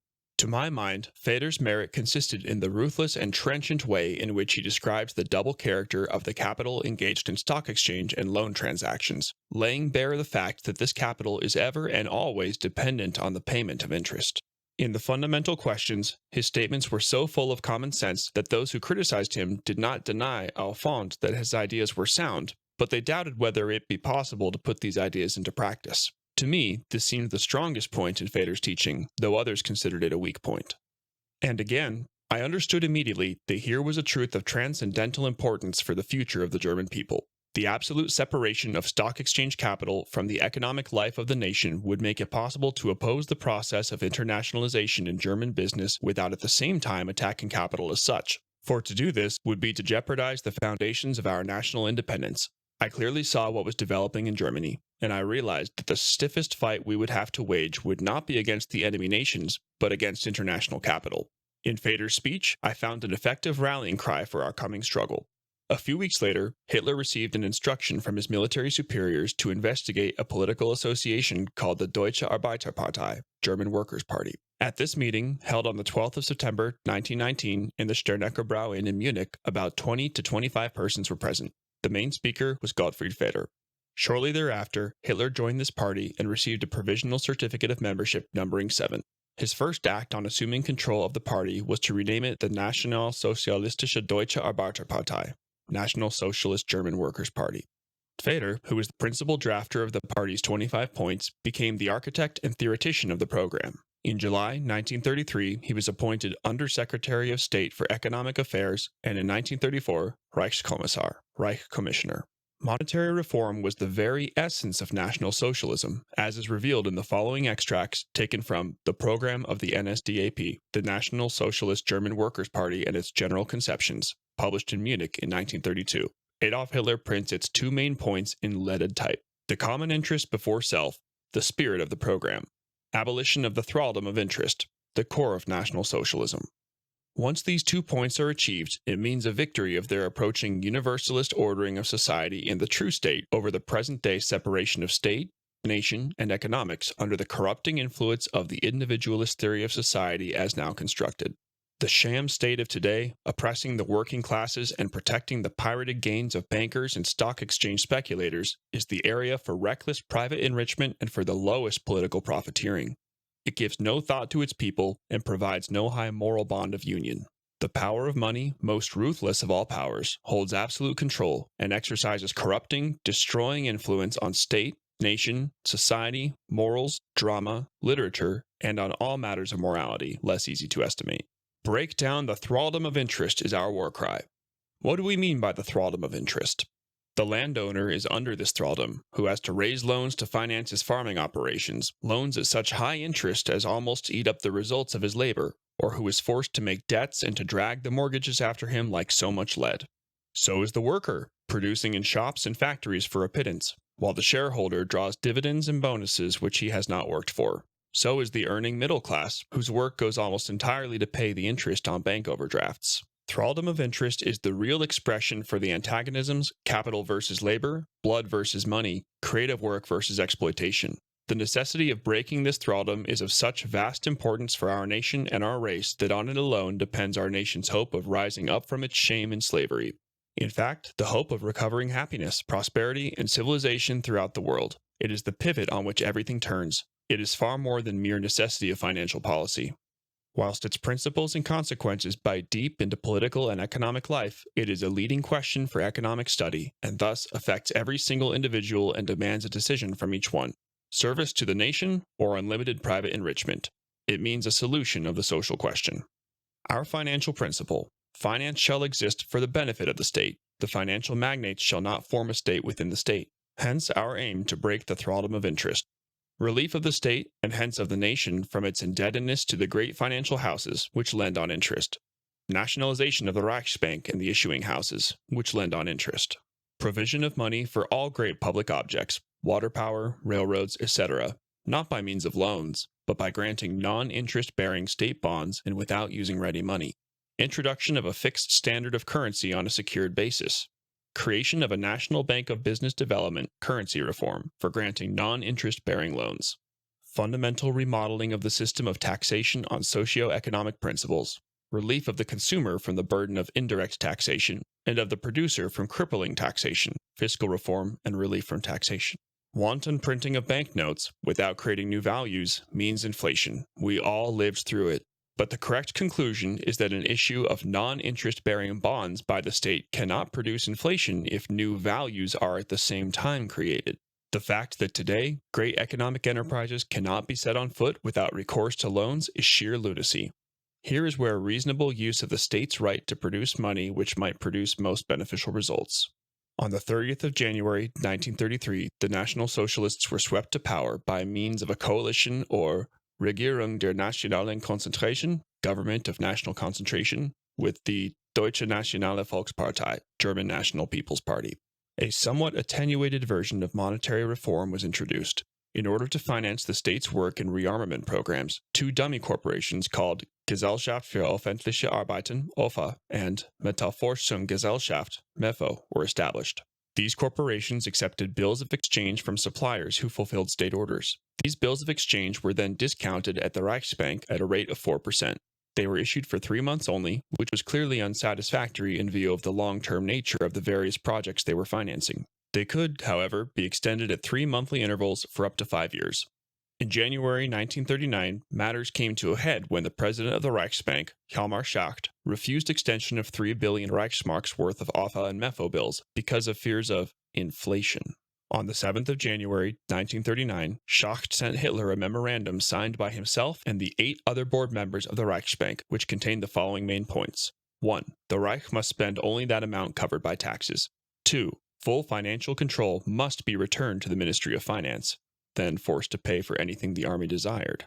3. Price and wage control must be rendered effective. The existing mismanagement must be eliminated. 4. The use of money and investment markets must be at the sole discretion of the Reichsbank. This meant a practical elimination of Göring's 4-year plan. Schacht concluded his memorandum with the ambiguous words, "We shall be happy to do our best to collaborate with all future goals, but for now, the time has come to call a halt." By these means, Schacht intended to collapse the German economy, which during the period of 1933 to 1939 had increased its gross national product by 100%. From being a ruined and bankrupt nation in January 1933, with 7.5 million unemployed persons, Hitler had transformed Germany into a modern socialist paradise. He was justifiably angry and rejected the recommendations of the Reichsbank as mutiny. 2 weeks later, Schacht was sacked. Roger Ellison described this momentous event as follows. On the 19th of January 1939, Schacht was summarily dismissed, and the Reichsbank was ordered to grant the Reich all credits requested by Hitler. This decisive action essentially emasculated both the Reichsbank's control over domestic monetary policy and the German power base of international Jewry. It had the effect of removing from Jewish bankers the power to deflate and destroy the German economy. Excluding the implications of the interest rate paid on the MEFO bills, Germany could now be viewed as being on a Feder system rather than a Schacht system. The Reichsbank effectively became an arm of the government, with the only real change being in the fact that bills were now monetized or discounted under the auspices of the state rather than some Jewish lackey in the Reichsbank presidency. Thus, only in January 1939 did the Reichsbank become an authentic state bank. Schacht's dismissal also terminated the transfer of confidential information regarding all of Germany's economic developments, which he had been deviously giving without interruption to Montague Norman, a fellow Mason and governor of the Bank of England, 1920 to 1944. A new Reichsbank law, which was promulgated on the 15th of June 1939, made the bank unconditionally subordinated to the sovereignty of the state. Article 3 of the law decreed that the bank, renamed the Deutsche Reichsbank, should be directed and managed according to the instructions and under the supervision of the Führer and Reichschancellor. Hitler was now his own banker, but having departed from the fold of international swindlers and usurers, he would, like Napoleon Bonaparte, who in 1800 had established the Banque de France as a state bank, suffer the same fate, an unnecessary war followed by the ruination of his people and country. It was this event which triggered World War II, the realization by the Rothschilds that universal replication of Germany's usury-free state banking system would permanently destroy their evil financial empire. In order to provide the Poles with a free hand, which would enable them to antagonize and provoke the Germans, a deceitful and worthless offer to guarantee Poland sovereignty was given by Great Britain on the 31st of March 1939. During the next 5 months, the Polish government progressively intensified the oppression, harassment of, and attacks on the remaining 1.5 million ethnic Germans living in Poland. These attacks, in which over 58,000 German civilians were killed by Poles in acts of wanton savagery, culminated in the Bromberg massacre on the 3rd of September 1939, in which 5,500 people were murdered. Initially, these provocations and atrocities were stoically ignored. Eventually, Hitler was compelled to employ military intervention in order to protect the Germans in Poland. On the 30th of August 1939, in an act of great statesmanship, Hitler again offered to the Polish government the Marienwerder proposals. The 4 main proposals were as follows. 1. Retention of the existing 1919 borders as determined by the Treaty of Versailles. 2. The return of Danzig, population 370,000, to Germany, which was 97% German. 3. Construction of a 60-mile, 96-kilometer, Autobahn and rail link connecting West and East Prussia, from Schönlanke to Marienwerder. 4. An exchange of German and Polish populations. On the orders of the international bankers, the British Foreign Secretary, Lord Edward Wood Halifax, strongly advised the Polish government not to negotiate. This is how and why World War II was started and disposes of the canard of German culpability. From 1939 onwards, although Germany made at least 28 known attempts at peace without conditions, they were all refused. The ensuing forced war resulted in victory for the international financiers and defeat and slavery for the people of Europe and indeed the world. In Europe, this enslavement was finally achieved with the establishment of the Rothschild-controlled European Central Bank on the 1st of June, 1998, and the introduction of the euro on the 1st of January, 1999. Achievements of the German state banking system. One of the primary benefits which state banking and monetary reform conferred on the German people was the provision of adequate housing. During the period 1933 to 1937, 1,458,178 new houses were built to the highest standards of the time. Each house could not be more than 2 stories high and had to have a garden. The building of apartments was discouraged, and rental payments on housing were not permitted to exceed 25 Reichsmarks per month, or 1/8 of the income of an average worker. Employees earning higher incomes paid a maximum of 45 Reichsmarks per month. Interest-free loans of 1,000 Reichsmarks, about 5 months of gross pay, known as Ehestandarlehen, marriage loans, were paid in certificates to newlywed couples to finance the purchase of household goods. The loan was repayable at 1% per month, but for each child born, 25% of the loan was cancelled. Thus, if a family had 4 children, the loan would have been considered repaid in full. The same principle was applied in respect of home loans, which were issued for a period of 10 years at a low rate of interest. The birth of each child also resulted in cancellation of 25% of the loan. Education in schools, technical colleges, and universities was free, while the universal health care system provided everyone with free medical care. During the period 1933 to 1937, imports increased by 31%, from 4.2 billion Reichsmarks to 5.5 billion Reichsmarks, while exports, particularly to Southeast Europe, rose by 20.4%, from 4.9 billion Reichsmarks to 5.9 billion Reichsmarks. This increased trade is reflected in the 76.9% rise in inland shipping, from 73.5 to 130 million tons conveyed, and the 69.4% rise in ocean shipping, from 36 million to 61 million tons transported. During this period, trade was greatly enhanced by barter, which bypassed the international payment system and the requirement of having to pay commission and interest on bills of exchange. By the late 1930s, 50% of all foreign trade was being conducted by means of barter transactions using offset accounting. There were 25 countries, mainly located in the Balkans and Latin America, participating in such barter agreements. In the same period, expenditure on roads, and in particular the Reichsautobahn, of which 2,400 miles, 3,862 kilometers, were completed by September 1939, rose by 229.5%, from 440 million Reichsmarks to 1.45 billion Reichsmarks.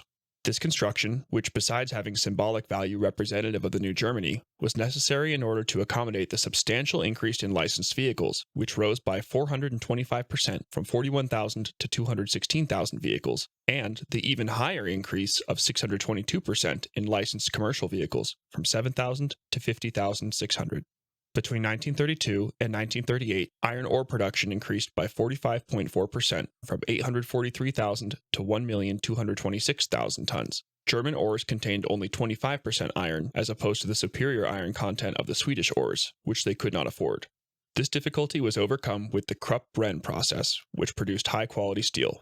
Between 1932 and June 1939, the index of coal production rose by 85.5%, from 69 to 128, while the energy index rose during the same period by 76%, from 75 to 132. As a result of all this heightened and ever-increasing economic activity, unemployment, which stood at 30.1% in 1933, had been reduced to almost zero by July 1939, and retired workers had to be enticed back to the labor market in order to make up for the shortage of skilled workers. In contrast, the unemployment rate in the United States, which had stood at 25.1% in 1933, had, according to the National Industrial Conference Board, declined only marginally to 19.8% by January 1940, a situation which may be attributed to the irrational but nonetheless deliberate policies of the Rothschild-controlled Federal Reserve Bank and the parasitic private banking sector. National income in Germany rose by 43.8% from 45.2 billion Reichsmarks to 65 billion Reichsmarks between 1932 to 1937, while between 1932 and June 1939, the index of producer goods increased by 219.6%, from 46 to 147. Yet, the cost of living advanced by only 4%, or less than 1% per annum, a rate which would be achieved throughout the 12 years of state banking under National Socialism. The German monetary policy was non-inflationary because government expenditures, which increased the level of consumer demand, could in turn elicit a correspondingly increased quantity of disposable consumer goods. By 1939, Germany had become the most powerful country in the history of Europe. Its gross domestic product at an annual average growth rate of 11% per annum had doubled in the short space of 6 years of quasi-state banking. The Germans were now the happiest and most prosperous people in the world, fully employed and enjoying one of the highest standards of living. This success was achieved by the hard work of the German people and with the support of an honest money system not based on usury or the gold standard. One of the myths propagated by establishment historians is that Germany's economic renaissance was based on armaments production. The following table reveals modest levels of defense expenditure, which only picked up in 1938 to 1939 when Germany started to feel threatened by her neighbors. Even expenditure of 22% of national income on defense just before World War II started may be deemed as not being too excessive when one bears in mind that Germany's borders possess few natural boundaries, and at that time she was surrounded by hostile neighbors, Czechoslovakia, France, and Poland. Germany also had to replenish the armaments which she had been forbidden to possess in terms of the Treaty of Versailles. The English historian A.J.P. Taylor writes that the state of German armament in 1939 gives the decisive proof that Hitler was not contemplating general war, and probably not intending war at all. Post-World War II developments. In May 1945, the Deutsche Reichsbank ceased operations, although its affairs were only wrapped up in 1961, and was succeeded in the western half of the country by the Bank Deutscher Länder, Bank of German States, on the 1st of March 1948. This bank introduced the Deutsche Mark on the 21st of June, 1948, and later became known as the Deutsche Bundesbank, which was established on the 26th of July, 1957. Although legally independent and modeled on the U.S. Federal Reserve Bank, the Bundestag, or federal parliament, exerted considerable control and influence over its policies, and it was not as fully independent during that time as most central banks are today. During 2001, as a result of its membership of the European Central Bank, the Deutsche Bundesbank ceded most of its authority to that organization. Its remaining responsibilities, which are shared with the ECB, are the issuing of banknotes, managing the clearinghouse, bank supervision, and management of currency reserves. The principal objective of the ECB, as laid down in Article 127(1) of the Treaty of the Functioning of the European Union, is to maintain price stability. This obsession is largely responsible for the record levels of unemployment and low levels of growth in GDP currently being experienced and the ongoing collapse in the birth rate. The ECB was established on the 1st of January 1998 and formally became operational on the 1st of January 1999 with the introduction of the euro.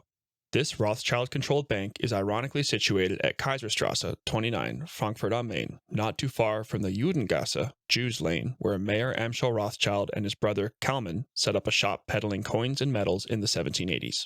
For those 18 countries which have foolishly adopted the euro and joined the ECB, their subjugation and enslavement are a fait accompli.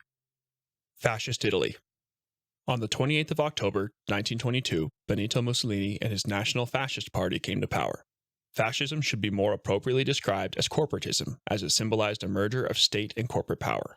In 1936, the Chamber of Deputies was replaced by a National Council of Corporations with 823 representatives from industry, labor, and the states, who guided industry and settled labor disputes. In the 1920s, by means of deficit spending, a program of public works was instituted, which was unrivaled in modern Europe at that time.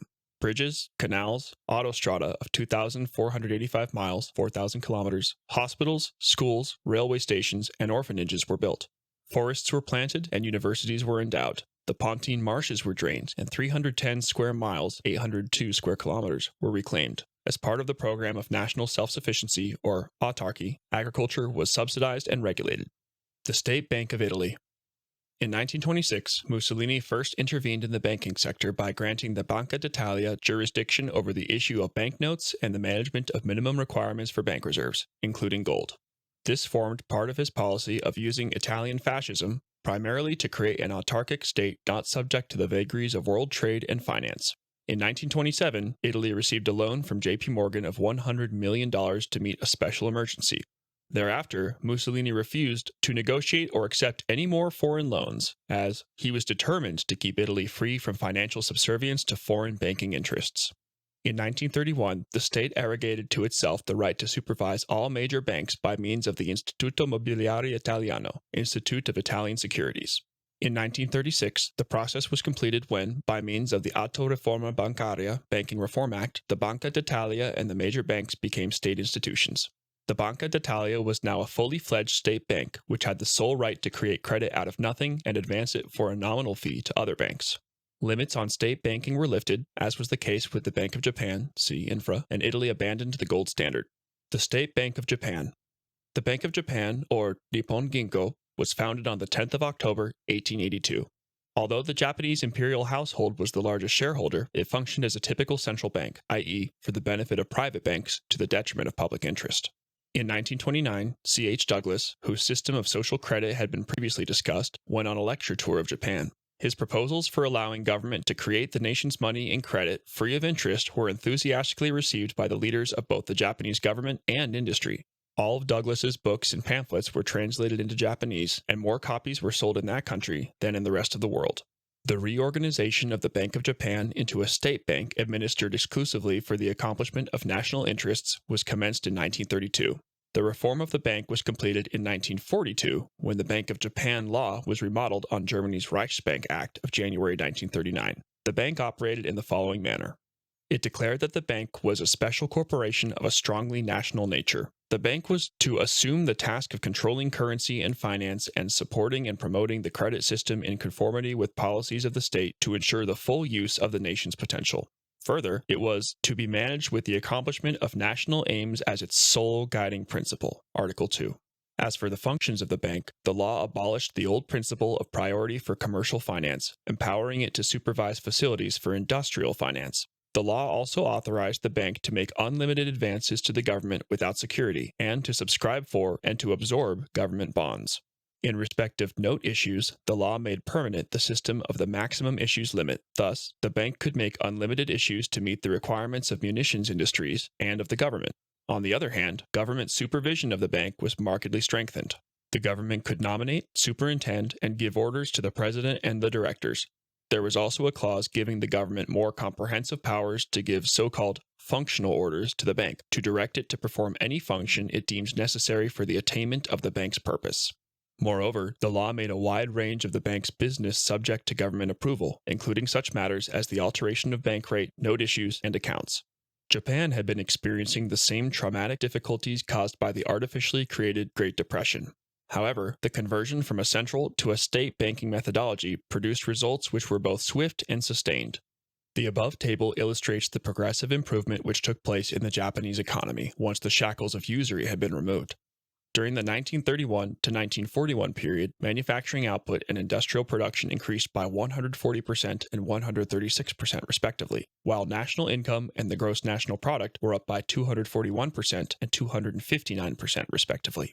These remarkable increases exceeded by a wide margin the economic growth of the rest of the industrialized world. In the labor market, unemployment declined from 5.5% in 1930 to 3% in 1938. Industrial disputes decreased, with the number of stoppages down from 998 in 1931 to 159 in 1941. By the late 1930s, Japan had become the leading economic power in East Asia, and her exports were steadily replacing those of America and England. In August 1940, Japan announced the formation of the Greater East Asian Co-Prosperity Sphere. The fear that these countries would adopt Japan's state banking methods posed such a serious threat to the Rothschild-owned and controlled U.S. Federal Reserve Bank that a war was deemed to be the only means of countering it. How Japan was forced into World War II. From July 1939, relations with America rapidly deteriorated after the USA unilaterally abrogated the Treaty of Commerce of 1911 and thereby restricted Japan's ability to import essential raw materials. These measures were imposed avowedly because of the war in China and were followed in June 1940 by an aviation fuel embargo and a ban on the export of iron and steel to Japan in November 1940. On the 25th of July, 1941, all Japanese assets in England, Holland, and America were frozen after Japan, with the permission of Vichy France, had peacefully occupied Indochina in order to block off China's southern supply routes, and all trade between Japan and America was summarily terminated. At the same time, President Franklin D. Roosevelt closed the Panama Canal to all Japanese shipping, and a rubber and oil embargo was enforced, which resulted in the latter case of the loss of 88% of all supplies. Without oil, Japan could not survive. General Hideki Tojo, Prime Minister, October 1941 to July 1944, explains in his diary how the United States continually thwarted Japanese efforts at maintaining peace. Japan's peaceful commercial relations were being persistently undermined by the USA and posed a grave threat to her future existence. By means of the economic blockade, a noose was being placed around Japan's neck. Not only were the United States, England, China, and Holland encircling Japan through economic pressures, but naval forces throughout the region in the Philippines, Singapore, and Malaya were being redeployed and strengthened. American battleships were observed steaming through the seas surrounding Japan. An American admiral claimed that the Japanese fleet could be sunk in a couple of weeks, while British Prime Minister Churchill declared that England would join America's side within 24 hours.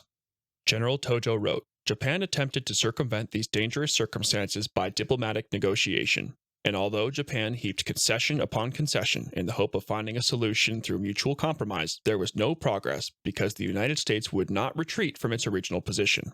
Finally, in the end, the United States repeated demands that, under the circumstances, Japan could not accept: complete withdrawal of troops from China, repudiation of the Nanking government, withdrawal from the Tripartite Act." Numerous diplomatic initiatives were made by Japan, including the offer of a summit on the 8th of August 1941, but they all failed. By the 2nd of December 1941, Japan had been cut off from 75% of her normal trade by the Allied blockade, and thus found herself forced into attacking America in order to maintain her prosperity and to secure her existence as a sovereign nation. The uncompromising and unrelenting pressure applied by the usurers in New York had deliberately provoked Japan into taking retaliatory action. Post-World War II developments. Following Japan's defeat, one of the first acts of the United States occupation forces in Japan in September 1945 was to restructure the Japanese banking system, so as to make it compliant with the norms of the international bankers, i.e., usury. The unrestricted financing of the state by the Bank of Japan was abolished, and the large industrial combines, the zaibatsu, were dismantled. This policy was carried out by Joseph Dodge, a Detroit banker, who was financial advisor to the Supreme Allied Commander, General Douglas MacArthur. The Ministry of Finance was, however, able to retain a measure of control over the banking system, and in particular, monetary policy.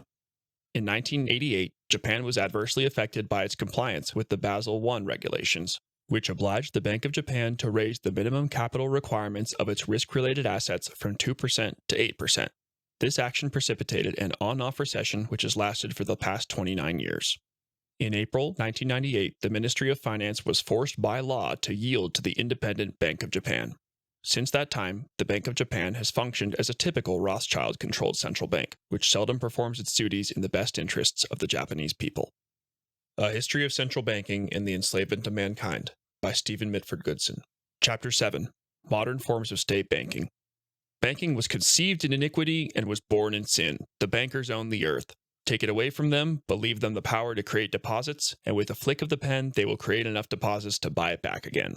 However, take it away from them, and all the great fortunes like mine will disappear, and they ought to disappear, for this would be a happier and better world to live in. But if you wish to remain the slaves of the bankers and pay the cost of your own slavery, let them continue to create deposits. Sir Josiah Stamp, former director of the Bank of England.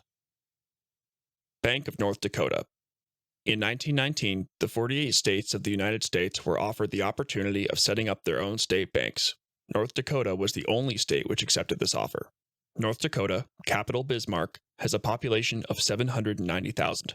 It is situated in the middle of America on the Canadian border. Notwithstanding its harsh winters, its primary source of both direct and indirect income is agriculture.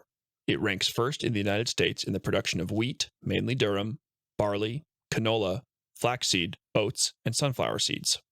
Shale oil obtained by fracking in the Bakken Basin and lignite are the state's principal mining products. Most of the states of America are technically insolvent, and with the exception of North Dakota and her western neighbor Montana, all have been experiencing budget deficits. By way of comparison, California, the largest state in economic terms and currently the world's 12th largest economy, had a deficit of just under $23 billion in April 2013 and pays out $10.4 billion in interest annually. In 2012, its bond debt amounted to $167.9 billion. In contrast to the other 49 states, which have been suffering rising levels of unemployment, North Dakota's unemployment rate has decreased and is currently the lowest in the USA at 2.7%. It also has the lowest default rates in the country. In September 2012, North Dakota had a budget surplus of $1.6 billion. Between 1997 and 2010, its GDP grew by 93.4%, from $16 billion to $31 billion. During the period from 2000 to 2011, personal income per capita increased by 127%, from $20,155 to $45,747, while the national increase was 37.4% over the same period. The secret of its success lies in its state bank. The mission statement of the bank is to provide sound financial services that promote agriculture, commerce, and industry. By law, the state must deposit all its funds in the bank, which pays a competitive rate of interest to the state treasurer. The bank pays over all its profits to the state, which in 2011 were $60 million. Over $450 million has been paid to the state in the past 11 years. Most of these funds are used to offset taxes. The bank also provides a secondary market for real estate loans, guarantees for new business ventures, and loans for farmers at an interest rate of 1% per annum. There has been no credit crisis or credit freeze in North Dakota, as the bank provides the state's own credit. By having established its own economic sovereignty, North Dakota has become the most financially viable and prosperous state in the USA. In 2015, the North Dakota Legislative Assembly established a Bank of North Dakota Infrastructure Loan Fund program, which made $50 million in funds available to communities with a population of less than 2,000 and $100 million available to communities with a population greater than 2,000. These loans have a 2% fixed interest rate of return and a term of up to 30 years. The proceeds can be used for the new construction of water and treatment plants, sewer and water lines, transportation infrastructure, and other similar needs to support new growth in a community. While state banking will not resolve the financial impasse being experienced at national level, state banks in the USA have the potential to provide considerable relief at state government level: budget surpluses, lower taxes, less unemployment, and higher levels of prosperity. As of December 2016, there were 25 states considering some form of state banking legislation. The states of Guernsey. In 1815, after the Napoleonic Wars had ended, Guernsey was in a precarious state. Its roads were in disrepair, the dikes were collapsing, and the economy had slumped. The island was unable to borrow money as it could not raise the taxes to pay the required interest. In 1816, in order to fund public works and a new marketplace, the Committee of the States of Guernsey devised a novel solution. It issued £6,000 in £1 notes, free of debt and interest. Within 2 years, all the works had been completed without any addition to the state debt. A further £5,000, some of them in denominations of £5 notes, were authorized in 1824 to rebuild the Elizabeth College, founded by Queen Elizabeth I in 1563, and parochial schools. By 1837, £55,000 were in circulation. The island experienced increased trade and tourism and levels of prosperity not previously seen. In 1914, the state's notes issued had increased to £142,000. In 1937, the figure was £175,000. The cost of printing these notes was £450, compared to an annual interest charge of £11,383 per annum, 6.5%. By 1958, there were £542,765 in existence. Currently, there are £43.8 million in circulation. Today, Guernsey has a population of 65,400, which enjoys one of the highest standards of living in the world. There is a flat income tax rate of 20% on worldwide income capped at £220,000 per annum. There is no company tax except for a 10% tax on certain banking activities, no capital gains tax, no inheritance tax or estate duty, no purchase or sales tax, no value-added tax, VAT, and no capital transfer tax. Guernsey has neither a national debt nor any external debt. Central Bank of Libya. From 1551 to 1911, Libya was ruled by the Ottoman Empire, by Italy from 1911 to 1943, and from 1943 to 1951 was under the military suzerainty of Britain and France. The Central Bank of Libya was founded in 1956 and was run as a typical central bank until the bloodless coup d'etat of the 1st of September 1969. Oil of an exceptionally high quality was discovered in 1959. However, King Idris al-Mahdi as-Sanusi failed to capitalize on this bonanza or use it for the benefit of his people, and the bulk of the oil profits were siphoned into the coffers of the oil companies. On assuming power in 1969, Muammar Mohammed al-Gaddafi took control of most of the economic activities in the country, including the central bank, which for all practical purposes was run as a state bank. It operated as a banker of the local bankers, and foreign bankers were not permitted to operate. Financing of government infrastructure did not attract riba, interest, and Libya had no national debt and no foreign debt. Its foreign exchange reserves exceeded $54 billion, which may be compared to reserves of developed countries such as the United Kingdom and Canada, which in 2010 were $50 billion and $40 billion respectively. GDP growth during the period 2000 to 2010 was 4.32% per annum, and the official figure for inflation was minus 0.27%.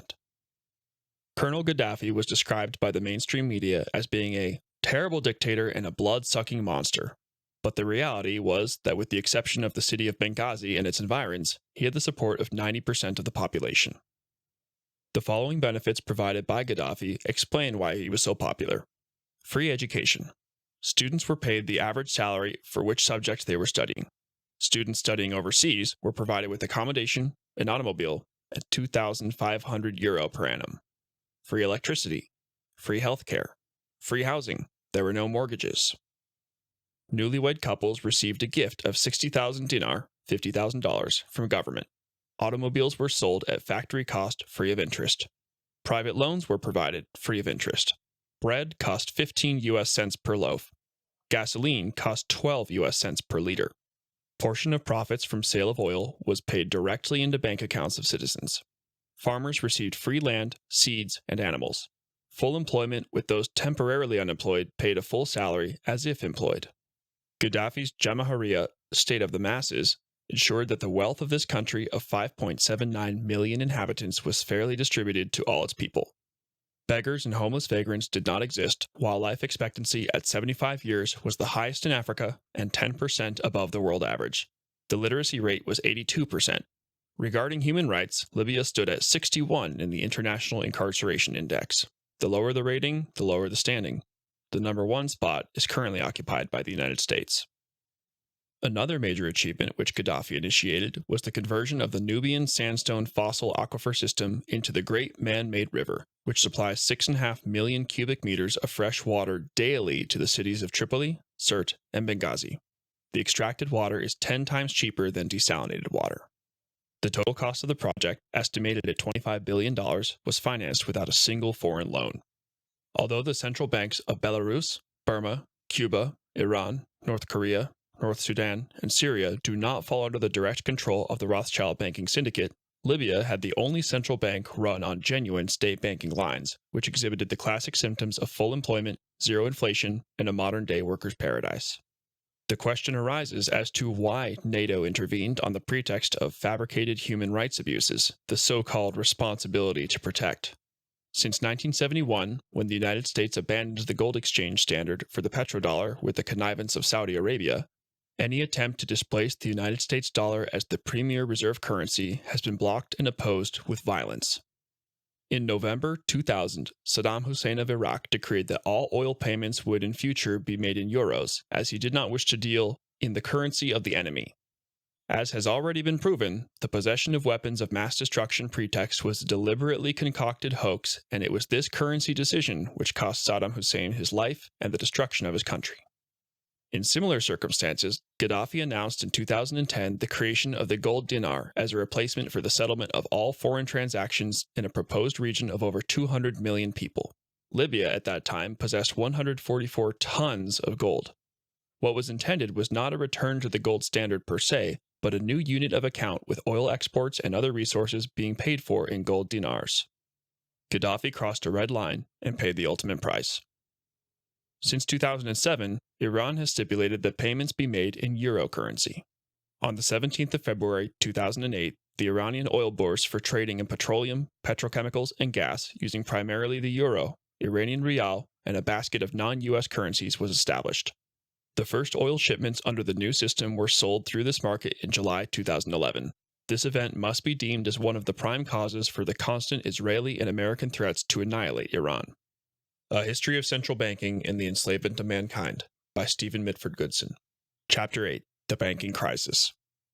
I'm afraid that the ordinary citizen will not like to be told that the banks can, and do, create and destroy money. The amount of money in existence varies only with the actions of the banks increasing and decreasing deposits and bank purchases. And they who control the credit of a nation direct the policy of governments and hold in the hollow of their hands the destiny of the people. Reginald McKenna, former Chancellor of the Exchequer. Historical overview. Banking crises generally take three forms. 1. Where an individual bank collapses because of a lack of confidence and a subsequent withdrawal of deposits. 2. A bank run when a number of banks fail simultaneously. And 3. When the entire system implodes. In the 18th century, banking crises were confined to only those countries which had central banks and practiced usury, viz., England, the Netherlands, and Sweden. In 1710, the Sword Blade Bank, in competition with the Bank of England, took over a portion of the national debt in exchange for Sword Blade shares. The following year, the South Sea Company did a similar deal and in 1720 took over the remaining government debt in exchange for its overvalued shares. The South Sea Company was nothing but a shell and had no trading assets. On the 24th of September, 1720, the Sword Blade Bank went into liquidation, and by the end of that year, the shares of the South Sea Company had lost almost 90% of their peak value of £1,000 per share. In 1763, after the end of the 7 Years' War, 1756 to 1763, vissels, or bills, issued by Dutch banker Leendert Peter de Neufville could not be redeemed and precipitated a run on banks in the Netherlands, Germany, and Sweden. On the 10th of June, 1772, the London banking houses of Neal, James, Fordyce, and Down, which had been indulging in speculation on a massive scale by shorting East India Company stock, crashed after it could no longer cover its losses by raiding customers' deposits. 22 significant banks and almost all private banks in Scotland were forced into liquidation. The contagion then spread to Amsterdam. Many banks there experienced a liquidity crisis, including Clifford & Sons, which went bankrupt. Henceforth, almost all banking crises would be precipitated as a result of the central banking model, which permits private banks to create money as an interest-bearing debt and then destroy it once it has been repaid. Thus, the first two panics in the United States in 1792 and 1796 to 1797 were induced by the First Bank of the United States when it purposefully withheld credit in order to cause a slump. A similar financial disaster and subsequent depression were planned and executed by the Rothschild-owned Second Bank of the United States in 1819, while England was also afflicted by artificially created panics in 1825 and 1847. In the Panic of 1825, 66 banks were forced to close their doors. There was another banking panic in the United States in 1857 as a result of a fabricated shortage of gold and the failure of the Ohio Life Insurance and Trust Company. As has already been observed in Chapter 4, once the United States was forced onto the gold standard in January 1873, a pattern of more frequent and intensified banking panics evolved. Less than 8 months later, in September of that year, the United States was premeditatedly plunged into a recession which lasted for 4 years. The ensuing panics of 1884, 1890, 1890-91, 1893-94, 1897, 1903, and 1907 were all deliberately orchestrated so as to drive the American people into a state of confusion and despair. After 40 years of planned chaos, of boom and bust, as well as a targeted media campaign of disinformation, the population meekly capitulated and the banking conspirators' dream of a United States central bank was realized on the 23rd of December, 1913. After the Great Depression, which had been contrived by the U.S. Federal Reserve Bank, a relative period of stability supervened until the 1990s, when an ever-increasing number of countries suffered economic crises and financial difficulties. Finland, Sweden, Venezuela, Indonesia, South Korea, Thailand, Russia, Argentina, Ecuador, and Uruguay. The banking crisis, 2007 and onward.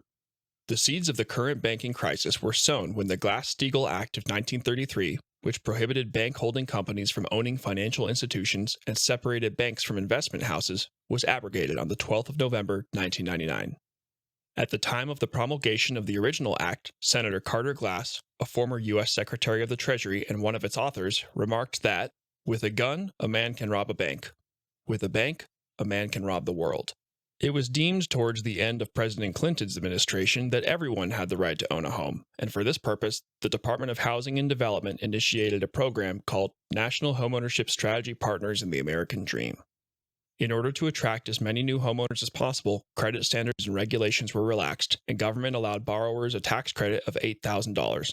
Low teaser interest rates were offered for the first 2 years, but with substantially higher rates being payable thereafter. Between 1998 and 2006, house prices rose by 124%, but 2 years later, in 2008, a drop of 20% was recorded. In contrast to rising prices, the affordability of housing showed a declining trend. Between 1980 to 2000, the ratio of the cost of an average house to median household income was 3.0, but by 2006, it had risen to 4.6. Credit default swaps, which were intended to hedge or speculate against credit risks, increased hundredfold between 1998 and 2008 to $47 trillion and had a notional value of $683 trillion. In order to fuel the property boom, innovative financial products were developed, such as collateralized debt obligations. Mortgages of varying degrees of quality were bundled up and, after having been assessed, fraudulently as it transpired by rating agencies as being AAA in many cases, were sold on to gullible investors. In order to further this culture of greed, the shadow banking sector, which includes investment banks and hedge funds, and whose total funds were believed at that time to have amounted to in excess of $100 trillion, aggressively marketed these products, notwithstanding the fact that by June 2007, 39% of all home loans did not meet the underwriting standards of any issuer. The balloon finally went up when Lehman Brothers was declared bankrupt on the 15th of September 2008. A rescue package was hastily assembled and Congress approved a sum of $700 billion for a Troubled Asset Relief Program, TARP. But this was only the tip of the iceberg, as the U.S. Federal Reserve Bank has since granted over $16 trillion worth of assistance to domestic and foreign banks. According to the memoir of Neil Barofsky, Inspector General of the TARP, the final figure may well exceed $24 trillion. It therefore comes as no surprise that, during the period 2008 to 2013, the U.S. Federal Reserve Bank has expanded its balance sheet by 500% to $5 trillion in order to prop up an insolvent banking sector with its Ponzi-like quantitative easing program. While in similar vein, between 2007 and 2012, the balance sheets of the 6 largest Western banks have been inflated by 36.4%, from $10.7 trillion to $14.6 trillion. Causatum. In the aftermath of this financial crisis, attempts have been made to remedy what is in essence an insoluble problem. The Dodd-Frank Wall Street Reform and Consumer Protection Act, passed into law on the 21st of July 2010, contains numerous regulations designed to promote accountability, financial stability, and transparency. 200 pages of the Act are devoted to mortgage reform and include higher underwriting standards and an obligation on mortgage originators to ensure that borrowers have the ability to repay their loans. The sciolists of the Basel Committee on Banking Supervision have proposed higher levels of capital and liquidity ratios in the hope that these measures will strengthen the banking sector. Regrettably, they will in all probability have the opposite outcome and will only cause the money supply to shrink further and thereby deepen the recession. What is not understood by most bankers and economists is that the only method available for keeping the economy running is to sink further into debt at interest, as debt-based money is the only source of our means of exchange. Hence, the persistent mantra that growth must be maintained at all costs, because if all loans were to be repaid, the money supply would vanish, and we would be reduced to exchanging goods and services with banknotes and barter. In the current situation, a worldwide debt cancellation would therefore not be out of place if the money supply could be replaced by state bank-created, interest-free, and debt-free money. The underlying reason why the developed world, which has in the past produced superior, long-lasting products, has been partially deindustrialized is so that inferior goods have to be continually produced by third-world countries in order to fuel the growth syndrome. It also highlights the absurdity of the insistence that Europe needs economic growth when its indigenous population is shrinking. This policy of deliberately planned obsolescence and forced growth also has very deleterious effects on the environment. As will be observed in the final section, the collapse in female fertility rates in the developed world, which is a direct consequence of usury, will lead to the extinction of civilization. In conclusion, it may be stated that the principal hidden purpose of the banking crisis is to generate a general feeling of desperation and an acclamation for a solution such as a world central bank. a similar situation which prevailed in the United States during the late 19th century when banking panics were being artificially created in preparation for the imposition of the U.S. Federal Reserve Bank. Whether the parasitic bankers will achieve this objective is open to doubt, as the host may well have vanished by then. The Great Depression of the 21st century. One of the primary causes of the ballooning debt bubble has been the suicidal policy of globalization and free trade, which has resulted in the aforementioned partial deindustrialization of the United States, United Kingdom, and Europe. The relocation of industries to third world countries has precipitated a reduction in the manufacturing base of the developed world, structural unemployment of a permanent nature, and a widening trade gap. In an attempt to maintain their falling standards of living, consumers in these affected countries have been forced to take on increasing levels of personal debt.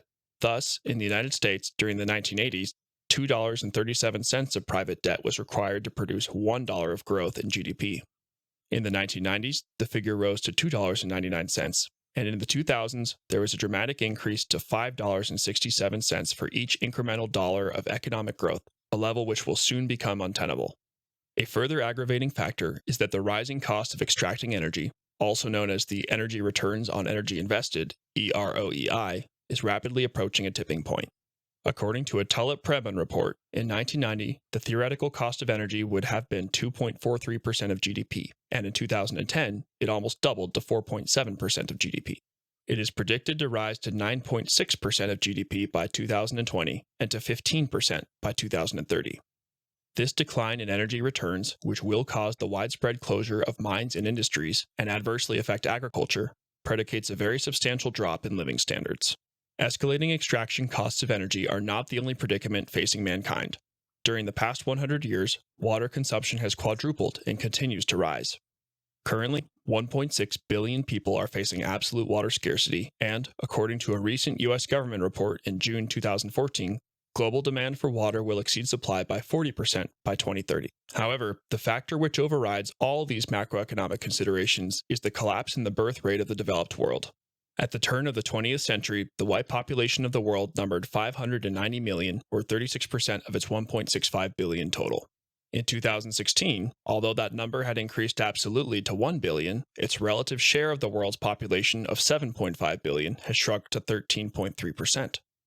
Two fratricidal and pointless world wars over the maintenance of the usury system set this catastrophic decline in motion. The following table of fertility rates reveals the inevitability and the near mathematical certainty that, by 2100, most of the whites and a large portion of the Asian peoples of Northeast Asia will have died out.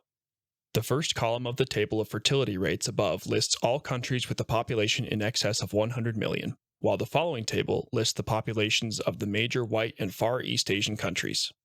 The accepted fertility rate for the replacement of a population is 2.11. Thus, the white, Chinese, and Japanese populations will be severely depleted within 3 generations, and, unless the fertility rate substantially increases, will face eventual extinction.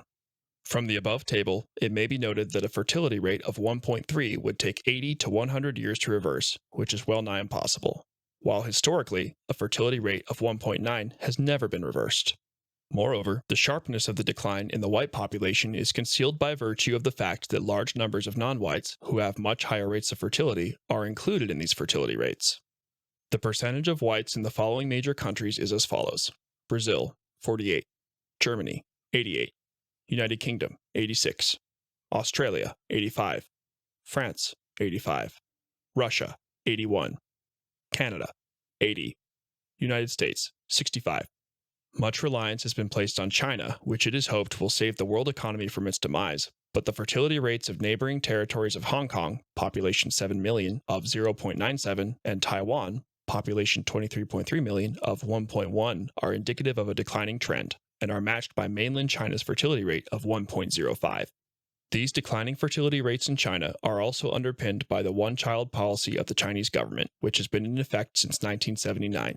It is anticipated that China will achieve zero population growth in the near future. Since World War II, ever-increasing numbers of married women in the Western world, deluded by the malevolent propaganda of feminism and gender equality, have been forced to seek employment so that their families can pay the ever-increasing amount of interest necessary in order to make ends meet. Most of this interest is accrued on mortgage loans, i.e., on money which banks have created out of nothing. The direct result of this iniquitous financial system has been the undermining of a normal family life and a dramatic reduction in female fertility. According to Aaron Russo, the Rockefellers were behind this diabolical scheme, which was created to draw women into the income tax net, place their children in school at an early age where they could be indoctrinated, destabilize society, and set up the New World Order. In this manner, the link between usury and demographic decline has been established. Even if the usury system should be abolished in its entirety within the next 5 to 10 years, these trends will not be easily reversed over both the short and medium term. If usury remains intact, then the world must brace itself for a depression similar to the Dark Ages, which will last for many centuries. In the preceding chapters, it has been proven conclusively that state banking and the sovereign issue of a nation's money supply are the only means for the provision of a natural order of harmony, peace, and prosperity founded on the ethnic independence of all peoples. The past 300 years, notwithstanding numerous technological advancements, have witnessed a progressive deterioration in Western and European standards of civilization. The excessive concentration of power and wealth, based exclusively on dishonest banking methods, has enabled a tiny minority of criminal bankers to control the media and educational processes, and thereby to brainwash a mindless and atomized humanity, deluded by the spurious comforts of democracy and materialism into suicidal practices of savage, bloody, and pointless wars, central banking, and cultural degradation, which will eventually result in its demographic extinction.